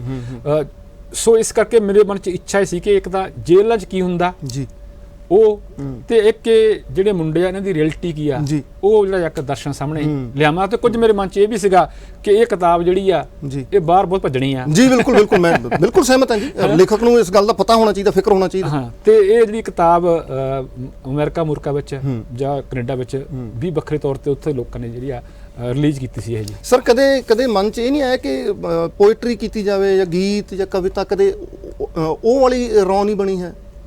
ਨਹੀਂ, ਸ਼ੁਰੂ 'ਚ ਮੈਂ ਲਿਖਦਾ ਰਿਹਾ, ਪਰ ਮੈਨੂੰ ਜੋ ਸੌਖਾ ਲੱਗਦਾ ਨਾ ਉਹ ਵਾਰਤਕ ਲੱਗੀ ਹੈ ਨਾ। ਤੇ ਸਰ ਇਸ ਕਿਤਾਬ ਦਾ ਵੀ ਜ਼ਿਕਰ ਕਰ ਲਈਏ, ਇੱਕ ਬੰਦਾ ਹੁੰਦਾ ਸੀ, ਕਿਉਂਕਿ ਅੱਜ ਕੱਲ੍ਹ ਬੰਦੇ ਲੱਭਦੇ ਨਹੀਂ ਹੈਗੇ। ਬੰਦਿਆਂ ਬਾਰੇ ਇੱਕ ਲਾਈਨ ਮੈਨੂੰ ਚੇਤੇ ਆ ਰਹੀ ਹੈ ਕਿ ਭੀੜ ਦਾ ਚਿਹਰਾ ਨਹੀਂ, ਭੀੜ ਦਾ ਕੋਈ ਨਾਂ ਨਹੀਂ, ਭੀੜ ਦਾ ਚਿਹਰਾ ਨਹੀਂ, ਭੀੜ ਦਾ ਕੋਈ ਨਾਂ ਨਹੀਂ, ਭੀੜ ਹਰ ਥਾਂ ਤੇ ਹੈ, ਭੀੜ ਲਈ ਕੋਈ ਥਾਂ ਨਹੀਂ, ਤੁਰ ਰਹੀ ਹੈ ਪਰ ਪਤਾ ਨਹੀਂ ਕਿਉਂ ਤੇ ਕਿੱਧਰ ਜਾ ਰਹੀ, ਮਰ ਰਿਹਾ ਹੈ ਆਦਮੀ, ਭੀੜ ਵੱਧਦੀ ਜਾ ਰਹੀ, ਅੰਦਰੋਂ ਮਰ ਰਹੇ ਹਾਂ ਅਸੀਂ, ਭੀੜਾਂ ਹੀ ਵੱਧ ਰਹੀਆਂ ਨੇ। ਪਰ ਤੁਹਾਡੇ ਅੰਦਰਲਾ ਜਿਹੜਾ ਸਾਹਿਤਕਾਰ ਉਹ ਮੈਨੂੰ ਜ਼ਿਆਦਾ ਨਹੀਂ ਇਹ ਨਾ, ਜਿਹੜਾ ਇੱਕ ਬੰਦਾ ਹੁੰਦਾ ਸੀਗਾ, ਮੈਂ ਸੰਖੇਪ 'ਚ ਦੱਸਦਾ, ਉਹ ਇਹ ਕਿ ਮੈਨੂੰ ਅੱਜ ਦੇ ਜ਼ਮਾਨੇ 'ਚ ਲੱਗਦਾ ਕਿ ਇੱਕ ਬੰਦਾ ਹੁੰਦਾ ਸੀਗਾ, ਜਿਵੇਂ ਮੈਂ ਪਹਿਲਾਂ ਕਹਿੰਦਾ ਕਿ ਬੇਬੇ ਚ ਜੀ ਨਹੀਂ ਭੁੱਲਦੀ, ਉਹ ਬੇਬੇ ਕਿਸ ਕਰਕੇ ਨਹੀਂ ਭੁੱਲਦੀ, ਕਿਉਂਕਿ ਅੱਜ ਬੰਦਾ ਨਹੀਂ ਲੱਭਦਾ। ਉਹ ਬੰਦਾ ਜਿਹੜਾ ਬੰਦਾ ਸੀਗਾ, ਹੁਣ ਇਸ ਵੇਲੇ ਜੀ ਮੈਂ ਕੀ ਆ, ਮੈਂ ਪੱਤਰਕਾਰ ਆ, ਉਹ ਗੈਂਗਸਟਰ ਆ ਜੀ, ਉਹ ਡਾਕਟਰ ਆ, ਹਨਾ, ਉਹ ਅੱਤਵਾਦੀ ਆ, ਉਹ ਲੁਟੇਰਾ ਆ। ਹਰ ਬੰਦੇ ਦੀ ਪਛਾਣ ਜਿਹੜੀ ਆ ਨਾ ਜੀ, ਉਹ ਅਮੀਰ ਆ, ਉਹ ਸਰਮਾਏਦਾਰ ਆ ਜੀ, ਹਨਾ, ਉਹ ਪਛਾਣ ਆ, ਪਰ ਕਿਸੇ ਦੀ ਬੰਦੇ ਦੇ ਤੌਰ ਤੇ ਪਛਾਣ ਨਹੀਂ ਹੈਗੀ। ਤੇ ਮੈਂ ਉਹ ਜਿਹੜਾ ਬੰਦਾ ਆ ਨਾ ਜੀ, ਉਹ ਮੈਂ ਲੱਭ ਰਿਹਾ, ਤੇ ਉਹ ਬੰਦਾ ਜਿਹੜਾ ਹੁੰਦਾ ਸਾ ਕਿਸੇ ਵੇਲੇ ਇਹ ਆ ਜੀ, ਸ਼ਾਇਦ ਲੱਭ ਜੇ ਜੀ, ਪਰ ਬੰਦਿਆਂ ਦੇ ਵਿੱਚ ਹੀ ਬੰਦੇ ਲੱਭ ਜਾਣੇ ਆ। ਔਰ ਤੁਸੀਂ ਔਰ ਇਸ ਤੋਂ ਅਗਲੀ ਜਿਹੜੀ ਗੱਲ ਜੁੜਦੀ ਹੈ, ਰੱਬ ਦਾ ਬੰਦਾ, ਔਰ ਮੈਂ ਸਾਰੇ ਹੀ ਇਹ ਗੱਲ ਕਹਿੰਦੇ ਆ ਕਿ ਰੱਬ ਬੰਦਿਆਂ ਦੇ ਵਿੱਚ ਹੀ ਵਸਦਾ, ਔਰ ਜਿਹੜਾ ਬੰਦਾ ਬਣਵੈਤ ਸਾਹਿਬ ਲੱਭ ਰਹੇ ਨੇ ਉਹ ਰੱਬ ਦੇ ਰੂਪ ਦੇ ਵਿੱਚ ਜਾਂ ਬੰਦੇ ਦੇ ਰੂਪ ਦੇ ਵਿੱਚ ਕਿਸੇ ਦਿਨ ਲੱਭ ਹੀ ਜਾਣਗੇ, ਕਿਉਂਕਿ ਉਹ ਕਹਿੰਦੇ ਆ ਕਿ ਮਤਲਬ ਹਨੇਰਾ ਜਿੰਨਾ ਮਰਜ਼ੀ ਹੋਵੇ, ਇੱਕ ਦੀਵਾ ਧਰਿਆ ਹੋਵੇ ਤਾਂ ਸਾਰੇ ਹਨੇਰੇ ਨੂੰ ਵਕਤ ਪਾਉਣ ਦਾ ਉਹ ਮੀਲਾਂ ਤੱਕ ਦਿਖਾਈ ਦਿੰਦਾ ਉਹ ਇੱਕ ਦੀਵਾ। ਤੇ ਸਰ ਇਸ ਦੀ ਵੀ ਗੱਲ ਕਰ ਲਈ, ਰੱਬ ਦਾ ਬੰਦਾ ਕਿਹੜਾ ਹੈ ਫਿਰ? ਜੀ ਇਹ ਨਾ ਰੱਬ ਦਾ ਬੰਦਾ ਇਸ ਤਰ੍ਹਾਂ ਹੈ ਕਿ ਪੀਜੀਆਈ ਵਿੱਚ ਜੀ ਕਾਫੀ ਮਸ਼ਹੂਰ ਹੈ ਪੀਜੀਆਈ, ਵੈਸੇ ਤਾਂ ਉੱਤਰੀ ਭਾਰਤ ਦੀ ਬੜੀ ਮਸ਼ਹੂਰ ਸੰਸਥਾ ਆ, ਜੀ। ਪਰ ਇੱਥੋਂ ਦੇ ਜਿਹੜੇ ਗੁਰਦਿਆਂ ਦਾ ਡਿਪਾਰਟਮੈਂਟ ਹੈ ਨਾ ਜੀ, ਨੈਫਰੋਲੋਜੀ, ਜੀ ਇਹ ਮੇਰੇ ਖਿਆਲ ਪੂਰੇ ਭਾਰਤ 'ਚ ਮਸ਼ਹੂਰ ਆ। ਓਕੇ। ਬਿਹਾਰ ਤੱਕ ਲੋਕ ਇੱਥੇ ਇਲਾਜ ਕਰਨ ਆਉਂਦੇ ਆ, ਕਰਾਉਣ ਆਉਂਦੇ ਆ। ਹੂੰ। ਇਹ ਹੋਇਆ ਇਸ ਤਰ੍ਹਾਂ ਕਿ ਕੁਦਰਤੀ ਇੱਕ ਸਿੱਖ ਮਰੀਜ਼ ਦਾਖਲ ਹੋਇਆ ਇੱਥੇ, ਜੀ। ਇੱਕ ਮਰੀਜ਼ ਉਹ ਸੀਗਾ ਜਿਹੜਾ ਮੁਸਲਮਾਨ ਨਾਲ ਸੰਬੰਧਿਤ ਸੀਗਾ, ਇੱਕ ਹਿੰਦੂ ਸੀਗਾ। 3 ਮਰੀਜ਼ ਜਿਹੜੇ ਆ ਉਹਨਾਂ ਦਾ ਗੁਰਦਾ ਟ੍ਰਾਂਸਪਲਾਂਟ ਕਰਨ ਦੀ ਲੋੜ ਪੈਣੀ ਸੀਗੀ ਜੀ। ਉਹ ਡਾਕਟਰਾਂ ਨੇ ਤਿੰਨਾਂ ਨੂੰ, ਉੱਥੇ ਇੱਕ ਸਰਾਂ ਬਣੀ ਹੋਈ ਹੈ ਜੀ, ਉਹ ਸਰਾਂ ਵਿੱਚ ਕਹਿਤਾ ਕਿ ਤੁਸੀਂ ਇਸ ਸਰਾਂ ਵਿੱਚ ਰਹੋ। ਕੁਦਰਤੀ ਤਿੰਨਾਂ ਨੂੰ ਜਿਹੜਾ ਕਮਰਾ ਵੀ ਇੱਕ ਅਲਾਟ ਹੋ ਗਿਆ। ਚਲੋ ਪਹਿਲਾਂ ਕਿਉਂਕਿ ਜਿਹੜਾ ਸਿੱਖ ਧਰਮ ਵਾਲਾ ਬੰਦਾ ਸੀਗਾ ਉਹਦੀ ਰੂਟੀਨ ਕੁਝ ਹੋਰ ਹੁੰਦੀ ਆ, ਹਿੰਦੂ ਦੀ ਰੂਟੀਨ ਹੋਰ ਹੁੰਦੀ ਆ। ਜਿਵੇਂ ਮਾਫੀ ਮੰਗ ਲਾਂ ਕਿ ਜਿਵੇਂ ਉਹ ਸਿਗਰਟ ਪੀਣ ਦੀ ਆਦਤ ਸੀਗੀ, ਤੇ ਜਿਹੜਾ ਮੁਸਲਮਾਨ ਸੀਗਾ ਭਾਈਚਾਰੇ ਦਾ ਬੰਦਾ, ਉਹਨੂੰ ਨਮਾਜ਼ ਪੜ੍ਹਨ ਦੀ ਆਦਤ ਸੀ। ਇਹ ਸਾਰੇ ਡਿਸਟਰਬ ਜਿਹਾ ਹੁੰਦੇ ਸਿੱਖ ਹੁੰਦੇ। ਤੇ ਜਦੋਂ ਉਹਨਾਂ ਦਾ ਆਪਰੇਸ਼ਨ ਹੋਣਾ ਸੀਗਾ ਨਾ ਜੀ 3 ਬੰਦਿਆਂ ਦਾ, ਜਿਹੜੇ ਉਹਨਾਂ ਦੇ ਅਟੈਂਡੈਂਟ ਸੀਗੇ, ਕਿਸੇ ਦਾ ਵੀ ਇੱਕ ਦੂਜੇ ਨਾਲ ਗੁਰਦਾ ਮੈਚ ਨਹੀਂ ਸੀ ਹੋ ਰਿਹਾ। ਉਹ 'ਚ ਖੂਨ ਮੈਚ ਕਰਨਾ ਪੈਂਦਾ ਕਿ ਕੁਝ ਮੈਚ ਕਰਨਾ ਪੈਂਦਾ। ਹੋਇਆ ਇਹ ਕਿ ਕੁਦਰਤੀ ਜਿਹੜਾ ਡਾਕਟਰ ਸੀਗਾ ਉਹ ਈਸਾਈ ਸੀਗਾ, ਤੇ ਉਹ ਜਦੋਂ ਉਹਨੂੰ ਲੱਗਾ ਕਿ ਇਹ ਤਿੰਨੇ ਹੀ ਬੰਦਿਆਂ ਦੇ ਜਿਹੜੇ ਅਟੈਂਡੈਂਟ ਆ ਉਹਨਾਂ ਦੇ ਗੁਰਦੇ ਮੈਚ ਨਹੀਂ ਕਰ ਸਕਦੇ, ਪਰ ਇਹਨਾਂ ਤਿੰਨਾਂ ਦੇ ਇੱਕ ਦੂਜੇ ਨਾਲ ਮੈਚ ਕਰਦੇ ਆ। ਅੱਛਾ, ਕੀ ਸਬਬ? ਤੇ ਉਹਨਾਂ ਨੇ ਤਿੰਨਾਂ ਪੇਸ਼ੈਂਟਸ ਦੇ ਜਿਹੜੇ ਅਟੈਂਡੈਂਟ ਉਹਨਾਂ ਨੂੰ ਬੁਲਾਇਆ, ਉਹਨਾਂ ਨੂੰ ਕਿਹਾ ਕਿ ਤੁਹਾਡੇ ਬੰਦੇ ਦੀ ਜਾਨ ਤਾਂ ਬਚ ਸਕਦੀ ਆ ਜੇ ਤੁਸੀਂ ਤਿੰਨੇ ਇੱਕ ਦੂਜੇ ਨੂੰ ਦੇ ਦਿਓ। ਮਤਲਬ ਜਿਵੇਂ ਹਿੰਦੂ ਨੇ ਮੁਸਲਮਾਨ ਨੂੰ, ਮੁਸਲਮਾਨ ਨੇ ਸਿੱਖ ਨੂੰ ਦਿੱਤਾ, ਹਨਾ, ਤੇ ਸਾਰੇ ਜਿਹੜੇ ਆ ਇੱਕਦਮ ਰਜਾਮੰਦ ਹੋ ਗਏ। ਤੇ ਕਿਉਂ ਰਜਾਮੰਦ ਹੋ ਗਏ ਤੇ ਡਾਕਟਰ ਨੇ ਕਿਹਾ ਕਿ ਮੇਰੇ ਲਈ ਤਾਂ ਸਾਰੇ ਰੱਬ ਦੇ ਬੰਦੇ ਆ, ਰੱਬ ਦੇ ਬੰਦੇ। ਸਰ ਮੈਨੂੰ ਵਕਤ ਕਹਿ ਰਿਹਾ ਕਿ ਰੁਕ ਜਾਈਏ, ਮੇਰਾ ਜੀ ਨਹੀਂ ਕਰਦਾ ਸੀ ਪ੍ਰੋਗਰਾਮ ਥੋੜਾ ਜਿਹਾ ਕਿਸੇ ਦਿਨ ਦੁਬਾਰਾ ਫੇਰ ਗੁਫ਼ਤਗੂ ਕਰਾਂਗੇ ਸਰ ਦੇ ਨਾਲ। ਤੇ ਸਰ ਬਹੁਤ ਚੰਗਾ ਲੱਗਿਆ, ਬਹੁਤ ਖੁਸ਼ੀ, ਮਤਲਬ ਮੈਂ ਦਿਲ ਤੋਂ ਹੀ ਗੱਲ ਕਹਿੰਦਾ, ਬਹੁਤ ਚੰਗਾ ਲੱਗਿਆ ਤੁਸੀਂ ਸਾਡੇ ਵਿਹੜੇ ਆਏ। ਔਰ ਇਹ ਖੂਬਸੂਰਤ ਗੱਲਾਂ ਸੀਗੀਆਂ। ਇੱਕ ਇੰਟਰਵਿਊ ਦੇ ਵਿੱਚ ਨਹੀਂ, ਕਿਸੇ ਦਿਨ ਸਰ ਦੇ ਘਰੇ ਚੱਲਾਂਗੇ, ਲਾਇਬ੍ਰੇਰੀ ਦੇ ਵਿੱਚ ਬੈਠਾਂਗੇ, ਉੱਥੇ ਫਿਰ ਗੁਫ਼ਤਗੂ ਕਰਾਂਗੇ, ਕਿਉਂਕਿ ਪੱਤਰਕਾਰੀ ਔਰ ਸਾਹਿਤਕਾਰੀ ਦੋਵਾਂ ਦੇ ਨਾਲ ਜੁੜੀਆਂ ਹੋਈਆਂ ਬਹੁਤ ਸਾਰੀਆਂ ਯਾਦਾਂ ਨੇ। ਬਹੁਤ ਲੰਬਾ ਕੈਰੀਅਰ ਹੈ ਸਰ ਦਾ, ਬੜਾ ਲੰਬਾ ਸਫ਼ਰ ਹੈ, ਔਰ ਉਸ ਸਫ਼ਰ ਦੇ ਵਿੱਚ ਵੱਖ-ਵੱਖ ਪੜਾਅ ਨੇ, ਉਹ ਸਾਰੇ ਪੜਾਵਾਂ ਦੇ ਉੱਤੇ ਜਾਣ ਦੀ ਯਤਨ ਫਿਰ ਕਿਸੇ ਦਿਨ ਦੁਬਾਰਾ ਕਰਾਂਗੇ। फिलहाल वक्त कह रहे हैं कि वक्त की हर शय गुलाम, वक्त का हर शय पे राज आदमी को चाहिए, वक्त से डर कर रहे क्या पता किस वक्त यारो, वक्त का बदले मिजाज। इदों पहला वक्त का मिजाज बदले। ਅਸੀਂ ਤੁਹਾਡੇ ਤੋਂ ਵਿਦਾ ਲੈਂਦੇ ਹਾਂ ਦੋਵੇਂ ਜਣੇ। ਸਰ ਬਹੁਤ ਮਿਹਰਬਾਨੀ, ਬਹੁਤ ਸ਼ੁਕਰੀਆ। ਬਹੁਤ ਮਿਹਰਬਾਨੀ ਤੁਹਾਡੀ, ਸਭ ਦੀ ਬਹੁਤ ਸ਼ੁਕਰੀਆ, ਧੰਨਵਾਦ। ਸਤਿ ਸ਼੍ਰੀ ਅਕਾਲ ਪਿਆਰੇ ਦਰਸ਼ਕੋ, ਜੀਵੇ ਪੰਜਾਬ ਤੇ ਜਿਉਣ ਪੰਜਾਬੀ। ਸਤਿ ਸ਼੍ਰੀ ਅਕਾਲ।